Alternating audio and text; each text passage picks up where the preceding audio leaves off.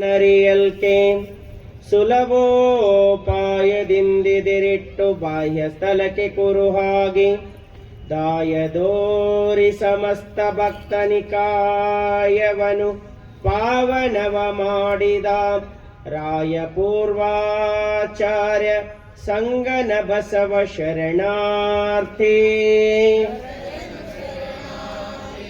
ಶ್ರೀಮದಮಲ ಜ್ಞಾನ ಭಕ್ತಿ ಪ್ರೇಮ ವೇದ ಪುರಾಣ ಶಾಸ್ತ್ರಸ್ಥೋ ಮನುತನತ ಚಾರು ಚರಣಾಂಭೋಜ ಘನ ಮಹಿಮ ನಾಮ ರೂಪ ಕ್ರಿಯಾ ಕಲಾಪ ವಿರಾಮನನುಪಮ ದಿವ್ಯ ತೇಜೋ ವ್ಯೋಮ ಮೂರುತಿ ಗುರು ಗುಹೇಶ್ವರ ಲಿಂಗ ಶರಣಾರ್ಥಿ. ಶರಣು ಶರಣಾರ್ಥಿ. ಲಿಂಗವಂತಾಚಾರ ಮಾರ್ಗ ವಿಚಾರದಭ್ಯಂತರದೊಳ್ ಈ ಪರಿಯೋರಣಿಸಿ ಹರ ಕರ್ಮ ಭಕ್ತಿ ಜ್ಞಾನವಿಹುದೆಂದು ದಾರುಣಿ ಒಳರಿವಂತೆ ಕರುಣಾಕಾರನಾಗಿ ಷಡು ಸ್ಥಳವನ್ನುದ್ಧರಿಸಿದ ಗುರು ಚನ್ನ ಸಂಗನ ಬಸವ ಶರಣಾರ್ಥಿ. ಶರಣು ಶರಣಾರ್ಥಿ.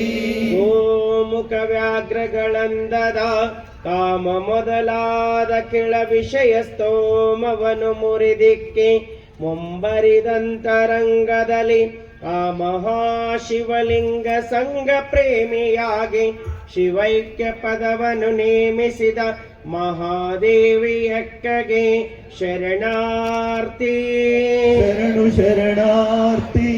ಶರಣುವಕ್ಕ ಸಮಸ್ತರಂತ ಕರ್ಣದಲ್ಲಿಯ ಅನಾದಿ ಮಾಯಾಂಬರದ ಮೈಲಿಗೆ ದೊಳೆದು ಭಕ್ತಿರಸ ಪ್ರವಾಹದಲ್ಲಿ ಶರಣ ಪದವಿಗೆ ಸಲ್ಲಿಸಿ ಪರಮೇಶ್ವರನ ತೋರುವ ಸುಲಭ ಕರುಣಾಶರದಿ ಮಡಿವಾಳ ಮಾಚಿದೇವಯ್ಯಂಗೆ ಶರಣಾರ್ಥಿ. ಶರಣು ಶರಣಾರ್ಥಿ. ಕಂತುವನೆ ಕಂಗೆಡಿಸಿಯೊಳು ಪೊಕ್ಕಂತರಂಗ ವಿಚಾರವೆಲ್ಲವ ಸಂತೆಯಂಗಡಿಯಂತೆ ಸೊನ್ನಲಾಪುರದೊಳುಡ್ಡೈಸಿ ಚಿಂತಿತಾರ್ಥವನರ್ತಿಗಿತ್ತು ನಿರಂತರ ಕಿಳರಿಗರಿವ ನೀವ ಮಹತ್ತನೆನಿಸಿದ ಸಿದ್ದರಾಮಯ್ಯಂಗೆ ಶರಣಾರ್ಥಿ. ಶರಣಾರ್ಥಿ. ಮರುಳ ಶಂಕರ ದೇವರಿಗೆ ಕಿನ್ನರಿಯ ಬೊಮ್ಮಣ್ಣಂಗೆ ಎಲೇಶ್ವರದ ಕೇತಯ್ಯಂಗೆ ಗಾಣದ ಕಣ್ಣಪ್ಪಯ್ಯಂಗೆ ಪರಿಪರಿಯ ಶಿವಲಿಂಗ ಭಕುತಿಯ ಪರುಟವಿಸಿ ಕಾಲನ ನಿವಾರಿಸಿ ಹರನ ನಚ್ಚತಗೊಂಡ ಶಿವಶರಣರಿಗೆ ಶರಣಾರ್ಥಿ. ಶರಣು ಶರಣಾರ್ಥಿ. ಶರಣು ಶರಣಾರ್ಥಿ. ಶರಣು ಶರಣಾರ್ಥಿ.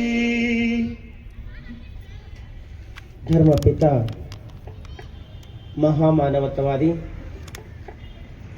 ವಿಶ್ವಗುರು ಬಸವ ತಂದೆಯನ್ನ ಋನ್ ಮಂದಿರದಲ್ಲಿ ಧ್ಯಾನಿಸುತ್ತಾ ಬಸವ ಗುರುವಿನ ಕರುಳಿಗೆ ಹೂಗೊಟ್ಟು ಕಲ್ಯಾಣ ಪಟ್ಟಣದಲ್ಲಿ ತೊಳಗಿ ಬೆಳಗಿರುವ 779 ಗಣಗಳ ಲಕ್ಷದ ಮೇಲೆ 96,000 ಶರಣರ ದಿವ್ಯ ಚೇತನಕ್ಕೆ ಹಣೆಮಣೆದು ಇನ್ನು ದೀಕ್ಷಾಗುರು ಪರಮ ಪೂಜ್ಯ ಶ್ರೀ ಅಕ್ಕನವರ ದಿವ್ಯ ಚೇತನಕ್ಕೆ ಹಣೆಮಣೆದು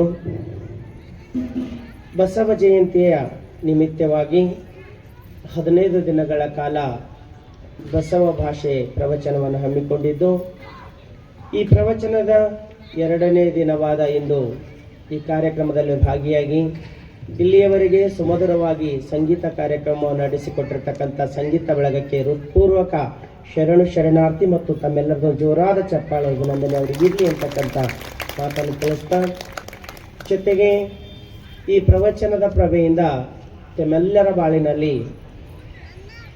ಬಸವಣ್ಣನವರ ಭಾಷೆಯನ್ನು ತುಂಬಿಕೊಂಡು ಶರಣತ್ವದೆಡೆಗೆ ಹೆಜ್ಜೆ ಹಾಕಬೇಕು ಅಂತಕ್ಕಂಥ ಸಂಕಲ್ಪವನ್ನು ಇಟ್ಕೊಂಡು ಆಗಮಿಸಿ ಆಸೀನರಾಗಿರ್ತಕ್ಕಂಥ ಎಲ್ಲ ಶರಣ ತಂದೆ ತಾಯವರ ಅಡಿದವರಗಳಲ್ಲಿ ನನ್ನ ಅನಂತ ಶರಣು ಶರಣಾರ್ಥಿ.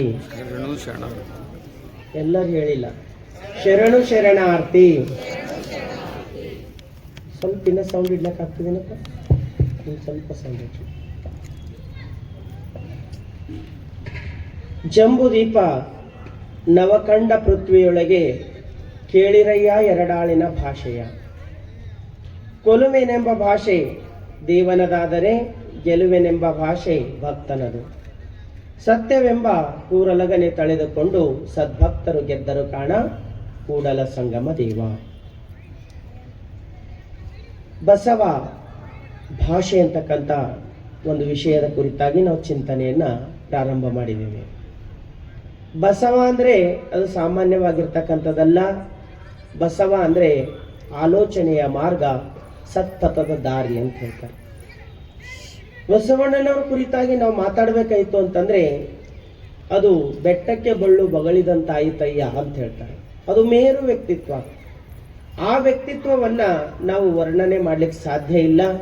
ಅವರು ತೋರಿರ್ತಕ್ಕಂಥ ದಾರಿಯಲ್ಲಿ ನಾವು ನೀವು ನಡಿಲಿಕ್ಕೆ ಮಾತ್ರ ಪ್ರಯತ್ನ ಪಡಬೇಕು. ಇನ್ನು ಶರಣರ ಪ್ರಕಾರ ಬಸವಣ್ಣರ ಕುರಿತಾಗಿ ನಾವು ನೋಡ್ತಾ ಬಂದೇವಂತಂದ್ರೆ ಬ ಎಂಬಲ್ಲಿ ಭವ ಹರಿಯತಯ್ಯ, ಸ ಎಂಬಲ್ಲಿ ಸರ್ವಜ್ಞಾನಿಯಾದಿನಯ್ಯ, ಓ ಎಂದು ವಸ್ತು ವಚಿಸುವಡೆ, ಬ ಸ ವ ಅನ್ನೋ 3 ಅಕ್ಷರದ ಕುರಿತಾಗಿ ಒಂದು ಉನ್ನತವಾಗಿರ್ತಕ್ಕಂಥ ವಿಚಾರವನ್ನ ತಿಳಿಸ್ತಾರೆ ಶರಣರು. ಅಂತ ಬಸವಣ್ಣನವರ ಭಾಷೆಯ ಕುರಿತಾಗಿ ನಾವು ನಿನ್ನೆಯಿಂದ ಚಿಂತನೆ ಪ್ರಾರಂಭ ಮಾಡಿದ್ದೇವೆ.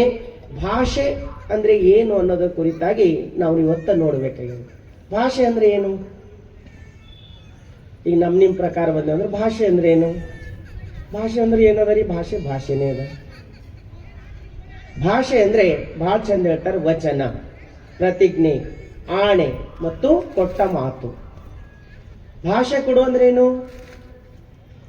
ನೀ ನನಗೆ ಭಾಷೆ ಕೊಡು ಅಂದ್ರೆ ಪ್ರತಿಜ್ಞೆ ಮಾಡು ಅಂದಂಗ, ಆಣೆ ಮಾಡು ಅಂದಂಗ. ಭಾಷೆ ಕೊಟ್ಟೆವಂದ್ರೆ ತಪ್ಪುವಂತಿಲ್ಲ.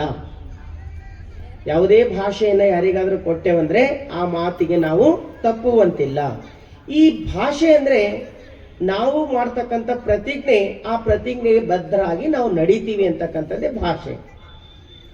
ಇನ್ನೊಬ್ರಿಗೆ ಮಾತು ಕೊಟ್ಟಿವಿ ಅಂದ್ರೆ ಅದರ ಪ್ರಕಾರ ನಾವು ನಡೀತೀವಿ. ಹಂಗ ಬಸವಣ್ಣನವರ ಭಾಷೆಯ ಕುರಿತಾಗಿ ನಾವು ಚಿಂತನೆಯನ್ನ ಮಾಡ್ತಾ ಬಂದಿದ್ದೇವೆ. ಯಾಕೆ ಭಾಷೆ ಕೊಡಬೇಕು, ಯಾಕೆ ಪ್ರತಿಜ್ಞೆ ಮಾಡ್ಬೇಕಂದ್ರೆ ಬಹಳ ಚಂದ ಹೇಳ್ತಾರ, ವ್ಯಷ್ಟಿ ಸಮಷ್ಟಿಯ ಉನ್ನತಿಗಾಗಿ ವ್ಯಕ್ತಿ ತನಗೆ ತಾನು ವಿಧಿಸಿಕೊಳ್ಳುವ ಕಟ್ಟಳೆ. ಪ್ರತಿಯೊಂದಕ್ಕೂ ಒಂದು ನಿಯಮ ಅಂತಿರ್ಬೇಕು. ಇದು ಸ್ವ ಇಚ್ಛೆ ಬಂಧನ. ಪ್ರತಿಯೊಂದಕ್ಕೂ ನಿಯಮ ಇರಲಿಲ್ಲ ಅಂತಂದ್ರೆ ಅದು ಹಾಳಾಗಿ ಹೋಗ್ತದೆ. ಇವತ್ತು ನೋಡ್ರಿ, ಸುಂದರವಾಗಿರ್ತಕ್ಕಂಥ ಮನೆ ಕಟ್ಟಿವಂದ್ರೆ ಸುತ್ತ ಏನ್ ಮಾಡ್ತೀವಿ? ಕಂಪೌಂಡ್ ಕಟ್ತೀವಿ. ಯಾಕೆ ಕಟ್ತೀವಿ ಅಂತಂದ್ರೆ ಕಳ್ಳಕಾಕರು ನುಗ್ಗದಿರ್ಲಿ ಒಳಗ. ಮನೆಯಲ್ಲಿ ಕಳ್ಳಕಾಕರು ಬರಬಾರ್ದಂತ ಸುತ್ತ ನಾವೇನ್ ಕಟ್ತೀವಿ? ಕಂಪೌಂಡ್ ಕಟ್ತೀವಿ. ಹೊಲದಲ್ಲಿ ಬೆಳೆ ಹಾಕಿವಿ ಅಂದ್ರೆ ಸುತ್ತಲೂ ಬೇಲಿ ಹಾಕ್ತಿವಿ. ಯಾಕೆ ಹಾಕ್ತಿವಿ? ದನ ಕರುಗಳು ನುಗ್ಗಬಾರ್ದು ಅಂತ. ಹಂಗ ವ್ಯಕ್ತಿ ತನ್ನನ್ನು ತಾನು ಬಂಧಿಸಿಕೊಳ್ಳಬೇಕಾಗ್ತದ, ತನ್ನನ್ನು ತಾನು ಒಂದು ಕಟ್ಟಳೆಗೆ ಒಳಗಾಗಬೇಕಾಗ್ತದ, ತನ್ನನ್ನು ತಾನು ಒಂದು ನಿಯಮಬದ್ಧರಾಗಿ ಜೀವನವನ್ನ ಮಾಡಬೇಕಾಗ್ತದ. ನಿಯಮಕ್ಕೆ ಒಳಗಾದಾಗ ಮಾತ್ರ ನಾವು ಸತ್ಪಥದ ದಾರಿಯನ್ನು ತುಳಿಲಿಕ್ಕೆ ಸಾಧ್ಯ. ನಿಯಮ ಬಿಟ್ಟೆವಂತಂದ್ರೆ ನಮಗ ಆ ದಾರಿ ಸಿಗ್ಲಿಕ್ಕೆ ಸಾಧ್ಯವಿಲ್ಲ. ಏನು ನಿಯಮ ರೀ? ಈ ಸಾಮಾನ್ಯವಾಗಿ ನೋಡ್ತೇವೆ. ಏನ್ ನಿಯಮ? ನಮಗೊಂದು ನಿಯಮ ಅದ. ಏನು? ಬೆಳಗಾಗಿದ್ದೆವು, ಸ್ನಾನ ಮಾಡಿದೆವು, ವಿಭೂತಿ ಹಚ್ಕೊಂಡೆವು, ಲಿಂಗ ಪೂಜೆ ಮಾಡ್ಕೊಂಡೆವು, ಒಂದು 4 ವಚನ ಓದ್ದೆವು, ಪ್ರಸಾದ ಮಾಡಿದೆವು, ಕಾಯಕಕ್ಕೆ ಹೋದೆವು, ಮತ್ತೆ ಕಾಯಕದಿಂದ ಬಂದು ಮತ್ತೆ ಕೈಕಾಲು ಮುಖ ತೊಳ್ಕೊಂಡು ವಿಭೂತಿ ಹಚ್ಕೊಂಡು ಒಂದು 4 ವಚನ ಓದಿ ಆನಂದವಾಗಿ ಮಲ್ಕೊಂಡು ನೋಡ್ರಿ, ನಿದ್ದೆ ಬಹಳ ಚಂದ ಬರ್ತದೆ. ಅದು ಬಿಡ್ರಿ, ಬೆಳಗಾಗಿ ಎದ್ದ ತಕ್ಷಣ ಸ್ನಾನ ಮಾಡಲ್ದೇನೆ ಸುತ್ತಾಡ್ಕೊಂಡು ಬರ್ರಿ, ಹಂಗೆ ಊಟ ಮಾಡ್ರಿ, ಆಫೀಸಿಗೆ ಹೋಗ್ರಿ, ಮನೆಗೆ ಬರ್ರಿ, ಹಂಗೆ ಕೂಡ್ರಿ, ನಿಜವಾಗ್ಲೂ ಮನಸ್ಸು ಬರ್ತದ? ಎಷ್ಟು ಬೇಸರ ಅನ್ನಿಸ್ತದ. ನಮ್ಮ ಮನಸ್ಸು ಎಷ್ಟು ಚಿಡ್ ಮಾಡ್ತಿರ್ತದೆ. ಕಾರಣ ಅಂತಂದ್ರೆ ಒಂದು ನಿಯಮಕ್ಕೆ ಒಳಗಾಗ್ಲಿಲ್ಲ ಅಂತಂದ್ರೆ ನಮ್ಮ ಮನಸ್ಸು ಸಮಾಧಾನ ಇರಲ್ಲ. ಅದಕ್ಕಾಗಿ ನಮ್ಮನ್ನು ನಾವು ವಿಧಿಸಿಕೊಳ್ತಕ್ಕಂಥದ್ದು, ನಮ್ಮನ್ನು ನಾವು ಒಂದು ನಿಯಮಕ್ಕೆ ಒಳಗಾಗ್ತಕ್ಕಂಥದ್ದಲ್ಲ, ಅದು ಬಹಳ ದೊಡ್ಡದು. ಅದಕ್ಕಾಗಿ ಬಸವಣ್ಣನವರು ಒಂದು ನಿಯಮವನ್ನ ಕೊಡ್ತಾರೆ. ಎಂತ ಭಾಷೆಯ ಕುರಿತಾಗಿ ಮಾತಾಡ್ತಾರೆ ಬಸವಣ್ಣನವರು? ಬಸವಣ್ಣನವರು ದೇವ ಸಾಕ್ಷಿಯಾಗಿ ನುಡಿದು ಮನಸಾಕ್ಷಿಯಾಗಿ ನಡೆದ ಭಾಷೆ. ಬಸವಣ್ಣನವರ ಭಾಷೆ ಹೆಂಗಂತಂದ್ರೆ ದೇವ ಸಾಕ್ಷಿ, ಮನಸಾಕ್ಷಿ, ಎರಡೇ ಸಾಕ್ಷಿಯ ಕುರಿತಾಗಿ ಮಾತಾಡ್ತಾರೆ. ನೀವು ವಚನಗಳು ತೆಗೆದು ಓದ್ತಾ ಹೋಗ್ರಿ. ವಚನದಾಗ ಏನದ ಅಂತಂದ್ರೆ, ಎನ್ನ ಮನಕ್ಕೆ ಮನಸಾಕ್ಷಿ ಸಾಲದೆ ಲಿಂಗ ತಂದೆ. ಯಾವ್ದ್ರ ಸಾಕ್ಷಿ ಕೊಡ್ತಾರ? ಮನಸ್ಸಿಗೆ ಮನಸ್ಸಿನ ಸಾಕ್ಷಿ. ಯಾಕೆ ಮನಸ್ಸಿನ ಸಾಕ್ಷಿ ಕೊಡಬೇಕು? ನೀವು ನೋಡ್ರಿ, ನಮಗ್ ದೊಡ್ಡವ್ರು ಅನ್ಕೊಂಡು ಇಂದ್ರ ಅಂದ್ರೆ ಚಂದ್ರ ಅಂದ್ರೆ ಏನೋ ಮಾಡ್ಯಾರ, ಹಂಗ್ ಮಾಡ್ಯಾರ, ಹಿಂಗ್ ಮಾಡ್ಯಾರ, ವರ್ಣನೆ ಮಾಡಿ ಮಾಡಿ ಮಾಡಿ ಹೂವಿನ ಹಾರ ಹಾಕಿ ಸನ್ಮಾನ ಮಾಡಿ ಎಷ್ಟೇ ಹೊಗಳಿದ್ರು ಕೂಡ ನಮ್ಮ ಒಳಗೊಂದದ ಏನದ, ಮನಸ್ಸದ. ಅದಕ್ಕೆ ಯೋಗ್ಯರಿದ್ದೀವಂದ್ರ ಸ್ವೀಕಾರ ಮಾಡ್ತದ. ಅದಕ್ಕೆ ಅಯೋಗ್ಯರಿದ್ದೀವಂತಂದ್ರ ಹೊರಗಿಂದ ಎಷ್ಟೇ ಹೊಗಳಿ ಒಳಗಿರೋ ಮನಸ್ಸು ಅಂತದ ಏಟರ ಹೊಗಳಿ ನಿನ್ ಗುಣ ನನಗೆ ಗೊತ್ತದ ಅಂತದ. ಯಾವುದು? ಮನಸ್ಸು. ಮನಸ್ಸಿಗೆ ಗೊತ್ತಿರಲಾರ್ದಂತ ವಿಚಾರಗಳು ಯಾವುದೂ ಇಲ್ಲ. ನಾವು ಹೊರಗಿನ ಸಾಕ್ಷಿ ಕೊಟ್ಟು ಪರಮಾತ್ಮನಿಗೆ ತೋರಿಸಬೇಕಾಗಿಲ್ಲ. ಯಾರು ಸಾಕ್ಷಿ ಕೊಡ್ಬೇಕು? ನಮ್ಮ ಮನಸ್ಸಿನ ಸಾಕ್ಷಿ. ಅದಕ್ಕೆ ಬಸವಣ್ಣನವರ ಸಾಕ್ಷಿ ಅದು ಯಾವುದೇ ಒಂದು ಅಗ್ನಿಯ ಸಾಕ್ಷಿ ಇಲ್ಲ, ಜಲದ ಸಾಕ್ಷಿ ಇಲ್ಲ, ವಾಯುವಿನ ಸಾಕ್ಷಿಗಳಿಲ್ಲ, ಪಂಚಭೂತಗಳ ಸಾಕ್ಷಿ ಇಲ್ಲ. ಯಾರ ಸಾಕ್ಷಿ ಅದಂದ್ರೆ ಬಸವಣ್ಣವರ ಸಾಕ್ಷಿ ಕೊಡ್ತಕ್ಕಂಥ ಮನಸ್ಸಿನ ಸಾಕ್ಷಿ ಅದ. ಹಂಗ ನಾವು ಮನಸ್ಸಿನ ಸಾಕ್ಷಿಯಾಗಿ ಬದುಕ್ತೇವೆ ಅಂದ್ರೆ ಜೀವನದಾಗ ಏನು ತೊಂದರೆ ಇರಲ್ಲ. ಅದಕ್ಕಾಗಿ ನಮ್ಮ ಮನಸ್ಸಿಗೆ ನಾವು ಸಾಕ್ಷಿ ಮಾಡ್ಕೊಳ್ಬೇಕು. ಹೇಳ್ತಾರೆ ಒಂದ್ ಕಡೆ ಶರಣರು, ಮನವರಿಯದ ಕಳ್ಳತನವಿಲ್ಲ. ಮನವರಿಯದ ಕಳ್ಳತನವಿಲ್ಲ. ನಮ್ಮ ಮನಸ್ಸು ಹೆಂಗದ ಅಂತಂದ್ರೆ ಏನೆಲ್ಲ ಮಾಡ್ತೇವೋ ಎಲ್ಲವೂ ಕೂಡ ಅದು ವಿಚಾರ ನೋಡ್ತದ. ಅದಕ್ಕೆ ಮೀರಿ ಏನು ಕೂಡ ಮಾಡ್ಲಿಕ್ಕಾಗಲ್ಲ. ಅದಕ್ಕೆ ಬಸವಣ್ಣರು ಎಷ್ಟು ಸೂಕ್ಷ್ಮ ಮತಿಗಳಿದ್ರು ಅಂತಂದ್ರೆ ಹೇಳ್ತಾರೆ, ಒಂದು ಜವೆ ಕೊರತೆಯಾದಡೆ ಎನ್ನ ನದಿ ನೀನೆದ್ದು ಹೋಗು. ಎನ್ನ ನಡೆ ನುಡಿಯಲ್ಲಿ ಒಂದು ಜವೆ, ಒಂದು ಸಣ್ಣ ಕಣದಷ್ಟು ಕೂಡ ಕೊರತೆ ಆಯ್ತಂದ್ರೆ ನನ್ನ ಕೈ ಬಿಡು, ಎದ್ದು ಹೋಗು ದೇವ. ಯಾಕಂದ್ರೆ ನಾನು ಹೆಂಗಿದ್ದೀನಿ, ನುಡಿದಂತೆ ನಡಿತೀನಿ, ನಡೆದಂಗ ನುಡಿತೀನಿ. ನಾವೆಲ್ಲ ಹಂಗೆ ಇದ್ದೇವ? ಈಗ ಬಸವಣ್ಣರ ಸಾಕ್ಷಿ ಕುರಿತಾಗಿ ನಾವು ಮಾತಾಡತ್ತೀವಿ. ಬಸವಣ್ಣರು ಹೆಂಗಿದ್ದರು? ನುಡ್ದಂಗ್ ನಡೀತಿರು. ಒಂದು ಜೀವೆ ಕೊರತೆಯಾದಡಿ ಅನ್ನ ನದ್ದಿ ನೀನ್ ಎದ್ದು ಹೋಗು ಅಂತ ಪರಮಾತ್ಮನಿಗೆ ಸವಾಲ್ ಹಾಕ್ತಿದ್ರು. ಈಗ ನಾವು ಆ ವಿಚಾರಕ್ಕೆ ಬಂದೇವಂದ್ರ ನಮ್ಮ ಬೆರಳು ಯಾವತ್ತು ಈ ಕಡೆ ಇರಲ್ಲ. ಯಾವ ಕಡೆ ಇರ್ತದ? ಅವನ ಕಡೆ. ನೀವು ನೋಡ್ರಿ, ಭಾಳ ಸರಿ ಹೇಳ್ತಿರ್ತೇವೆ ಏನಂತ, ಅವ ಏನನ್ನ ನನಗೆ ಭಾಳ ಚಂದ ಕುನದ, ಅವ ಏನ್ ವಿಚಾರ ಮಾಡತ್ತ ನನಗೆ ಭಾಳ ಚಂದ ಕುನ ಆಯ್ತು. ಇನ್ನೊಬ್ಬರ ಹೆಂಗದರ ಅಂತ ನಾವು ವಿಚಾರ ಮಾಡ್ತಕ್ಕಂಥ ನಾವುಗಳು ಒಂದು ಸರಿಯರ ನಾವು ಹೆಂಗಿದ್ದೀವಂತ ವಿಚಾರ ಮಾಡ್ಕೊಂಡಿವ. ನಮ್ಮ ಮನಸ್ಸಾಕ್ಷಿ ಯಾವ ರೀತಿ ಅದ ಅಂತ ನಾವು ವಿಚಾರ ಮಾಡ್ಕೊಂಡಿವ. ಅದಕ್ಕಾಗಿ ಎಲ್ಲಿಯವರೆಗೆ ನಮ್ಮನ್ನ ನಾವು ಒಂದು ವಿಚಾರಕ್ಕೆ ಒಳಗಾಗ್ಲಿಲ್ಲ ಅಂತಂದ್ರೆ ಅಲ್ಲಿಯವರೆಗೆ ನಮ್ಮ ಮನಸ್ಸು ಶುದ್ಧ ಆಗೋದಿಲ್ಲ. ಅದಕ್ಕಾಗಿ ನಮ್ಮ ಮನಸ್ಸು ಶುದ್ಧ ಆಗಬೇಕು. ಯಾರ ಮನಸ್ಸು ಶುದ್ಧ ಆಗ್ತದೋ ಅವರಲ್ಲಿ ಮಾತ್ರ ಪರಮಾತ್ಮನ ನೆಲೆ ಊರ್ತಾರ. ಅದಕ್ಕಾಗಿ ಮನಸ್ಸು ಶುದ್ಧ ಇಲ್ಲ ಅಂತಂದ್ರೆ ಪರಮಾತ್ಮ ನಮ್ಮ ಜೊತೆಗೆ ಯಾವತ್ತೂ ಕೂಡ ಬರಲ್ಲ. ಅದಕ್ಕೆ ಮನಸ್ಸು ಶುದ್ಧಿ ಆಗ್ಬೇಕಾದ್ರೆ ಸಮರ್ಪಣಾ ಭಾವ. ಬಸವಣ್ಣರು ಎಂತ ಸಮರ್ಪಣೆ ಮಾಡಿದ್ರು, ಇಷ್ಟು ಚಂದ ಸಮರ್ಪಣೆ ಮಾಡ್ತಾರೆ ಬಸವಣ್ಣವ್ರು. ಅಂದ್ರೆ ಬೆಳೆಯುವ ಭೂಮಿಯಲ್ಲೊಂದು ಪ್ರಳಯದ ಕಸ ಹುಟ್ಟಿ, ಬೆಳೆಯುವ ಭೂಮಿಯಲ್ಲೊಂದು ಪ್ರಳಯದ ಕಸ ಹುಟ್ಟಿ, ತಿಳಿಯಲಿಯದು ಎಚ್ಚರಲಿಯದು ಎನ್ನ ಅವಗುಣವೆಂಬ ಕಸವ ಕಿತ್ತಿ ಸಲಹಯ್ಯ ತಂದೆ ಸುಳಿದೆಗೆದು ಬೆಳೆಯುವೆನು ಕೂಡಲ ಸಂಗಮ ದೇವ. ನಮ್ಮ ಮನಸ್ಸಂದ್ರೆ ಸಾಮಾನ್ಯವಾಗಿರ್ತಕ್ಕಂಥದ್ದಲ್ಲ. ಅದ್ರೊಳಗೆ ಬಹಳ ಅದ್ಭುತ ಶಕ್ತಿ ಇದೆ. ಅದ್ಭುತ ಶಕ್ತಿ ಅದ. ಆದ್ರೆ ಏನೂ ಕೆಲಸ ಮಾಡ್ಲಾರ್ದಂಗ ಕುಂತದ. ಯಾಕೆ ಕುಂತದಂದ್ರೆ ಅದ್ರಾಗ ಪ್ರಳಯದ ಕಸ ಹುಟ್ಟುಕೊಂಡದ. ಈಗಿಷ್ಟು ಜನ ಕುಂತೀರಿ, ಎಲ್ಲರ ಮನಸ್ಸು ಇಲ್ಲೇ ಅದನ. ಖರೆ ಹೇಳಿ, ಎಲ್ಲರ ಮನಸ್ಸು ಇಲ್ಲೇ ಅದನ. ಪಟ್ಟಂತ ಬಾಜು ಒಂದು ಚೇರ್ ಸಾಕೊಳ್ಳೈತಂದ್ರು ಹೋಯ್ತದ. ಎಲ್ಲಿಗೆ? ಯಾರು ಬಂದರು? ಕುಂತ ತಕ್ಷಣ ಪಕ್ಕಕ್ಕೆ ಸರಿತದ, ಕುಂತ ತಕ್ಷಣ ಮನೆಗೆ ಹೋಗಿ ಬರ್ತದ, ಕುಂತ ತಕ್ಷಣ ಬೆಂಗಳೂರಿಗೆ ಹೋಗಿ ಬರ್ತದ, ಕುಂತ ತಕ್ಷಣ ನೆಂಟರಿಷ್ಟರ ಮನೆಗೆ ಹೋಗಿ ಬರ್ತದ. ಹಿಂಗ ಸುತ್ತಾಡ್ತಂದ್ರೆ ಮನಸ್ಸಿನ ಕಾರ್ಯ ಬಹಳ ವಿಚಿತ್ರ ಇರ್ತದೆ. ನೀವು ನೋಡ್ರಿ, ಲಿಂಗ ಪೂಜೆ ಮಾಡ್ಕೊಲ್ಲ ಕುಂತಿರಿ ಅಂತಂದ್ರೆ ಖರೆ ಲಿಂಗದ ಮೇಲೆ ಮನಸ್ಸು ಇರ್ತದ, ಎಲ್ಲಿರ್ತದ? ಅದಕ್ಕೆ ಕೇಳ್ತದ ಮನಸ್ಸು. ಎಷ್ಟೊತ್ತು ಕೂಡೋರಿದ್ರಿ ಅಂತ ಕೇಳ್ತದ. ಯಾರಿಗೆ? ಕೂಡೋರಿ. ನಾವು ಲಿಂಗ ಹಿಡ್ಕೊಂಡು ಒಂದ್ ಅರ್ಧ ತಾಸು ಕೂಡಂದ್ರ ನಾವು ಅರ್ಧ ತಾಸು ಕೂಡೋರಿದ್ದೇವ ಅಂತ ಹೇಳ್ದೇವಲ್ಲ, ನೀ ಅರ್ಧ ತಾಸು ಇಲ್ಲಿ ಕೂಡು, ನಾ ಅರ್ಧ ತಾಸು ಹೊರಗೆ ಓಡಾಡ್ಕೊಂಡು ಬರ್ತೀನಿ ಅಂತ ಹೇಳ್ತದ. ಅಲ್ಲಿಗೆ ಹೋಗುವ ಅಂತ, ಇಲ್ಲಿ ಹೋಗುವ ಅಂತ, ಅವ್ರನ್ನೇನೋ ಇವ್ರನ್ನೇನೋ ಸಾಕಾಡ್ ಬಾ ಅಂತ ಹಿಂಗ್ ಸುತ್ತಾಡಿಸ್ತದ ಅಂತಂದ್ರೆ ಅದಕ್ಕೆ ನಿಂತಲ್ಲಿ ನಿಂದಿರ್ಲಕ್ಕಾಗಲ್ಲ, ಕುಂತಲ್ಲಿ ಕೂಡ್ಲಕ್ಕಾಗಲ್ಲ. ಕ್ಷಣದಲ್ಲಿ ಪಾತಾಳಕ್ಕೆ ಐದುತ್ತಿದೆ, ಕ್ಷಣದಲ್ಲಿ ದಿಗ್ದೆಶೆಗೆ ಐದುತ್ತಿದೆ. ಯಾವುದು? ಮನಸ್ಸು. ಅದಕ್ಕೆ ಜಗತ್ತಿನಾಗ ಅತ್ಯಂತ ಕಠಿಣವಾಗಿರ್ತಕ್ಕಂಥ ಒಂದು ಸಾಧನೆ ಯಾವ್ದಂದ್ರ ಮನಸ್ಸಿಗೆ ಹಿಡಿದಿಡೋದು ಸಾಧನೆ ಅದಂತ. ಅದಕ್ಕೆ ಬಹಳ ಚಂದ ಬರೀತಾರೆ. ಎಷ್ಟು ಚಂದ ಹೇಳ್ತಾರಂದ್ರೆ, ಹುಲಿಯ ಮೀಸೆ ಹಿಡಿದು ಒಲಿದು ಯಾಲೆ ಆಡಬಹುದು, ಸಿದ್ಧ ಸೋಮನಾಥ ನಿಮ್ಮೊಂದಿಗೆ ಮನಸ್ಸಹಿತ ಒಂದು ನಿಮಿಷ ಕೊಳ್ಳಿರಲಾಗದು ಅಂತ ಹೇಳ್ತಾರೆ.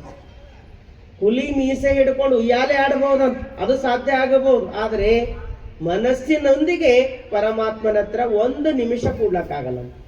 ಅದು ಒಂದೇ ನಿಮಿಷ ಕೂಡ್ಲಿಕ್ಕೆ ಬಿಡಲ್ಲ. ನಂಗೆ ಭಾಳ ಸರಿ ಬಂದು ಹೇಳ್ತಿರ್ತಾರೆ ಜನ, ನಾವು ಧ್ಯಾನ ಮಾಡ್ಬೇಕಂತೇವ್ರಿ ಅಪ್ಪರೇ, ಬಟ್ ನಮ್ಮ ಮನ್ಸಿನಾಗ ಆ ವಿಚಾರ ಈ ವಿಚಾರ ಅಲ್ಲಿಂದ ಇಲ್ಲಿಂದ ಎಲ್ಲ ಬರ್ತಾವ, ಧ್ಯಾನನೇ ಹತ್ತಲ್ಲ. ನಾ ಅಂತೀನಿ, ನೀವು ಧ್ಯಾನಕ್ಕೆ ಕೂಡ್ರಿ, 20 ವರ್ಷ ಏನೇನು ಹಿಂದಾಗ್ಯಾವ ಎಲ್ಲದ ಎದುರು ತಂದು ನಿಂದಿರ್ತೇವೆ. ನಿಮಗೆ ಏನಾರ ಸಿಗೋಲೈತಂದ್ರೆ ಸೀದಾ ಒಳಗೋರಿ ಕೈಕಾಲು ಮುಖ ತೊಳ್ಕೋರಿ ಕಣ್ಣು ಮುಚ್ಕೊಂಡು ಕೊಡ್ರಿ, ಅದು ತಂದು ತೋರಿಸ್ತದೆ ಮನಸ್ಸು. ಯಾಕೆ? ಅದಕ್ಕೆ ಸುತ್ತಾಡೋ ಗುಣ ಅದ, ಅದು ಸುತ್ತಾಡೋ ಗುಣ ಅದ. ಅದಕ್ಕಾಗಿ ಅದು ಹಿಂದಿಂದ ನೆನೆಸ್ತಾ ಹೋಗ್ತದೆ. ಹಂಗಂದ್ರೆ ಏನ್ ಮಾಡ್ಬೇಕ್ರಿ? ನಮ್ಮ ಮನಸ್ಸು ಬಹಳ ಚಂಚಲ ಅದ, ನಿಂತಲ್ಲಿ ನಿಂದ್ರಲ್ಲ, ಕುಂತಲ್ಲಿ ಕೂಡಲ್ಲ, ಪ್ರತಿ ಕ್ಷಣ ಹೊಯ್ದಾಡ್ತದ, ಅಸಮಾಧಾನವಾಗ್ತದ. ಈ ಅಸಮಾಧಾನವಾಗ್ತಕ್ಕಂಥ ಮನಸ್ಸಿಗೆ ಸಮಾಧಾನ ಮಾಡ್ಬೇಕಾದ್ರೆ ಏನ್ ಮಾಡ್ಬೇಕಂದ್ರ ಏನ್ ಮಾಡಬಾರ್ದು. ಏನ್ ಮಾಡ್ಬೇಕು? ಸುಮ್ಮನೆ ಕೂಡ್ಬೇಕು. ಸುಮ್ಮನೆ ಕುಂತು ನೋಡ್ರಿ, ಸುಮ್ಮನೆ ಕುಂತ್ರೆ ಎಲ್ಲ ಶಾಂತ ಐತಿ.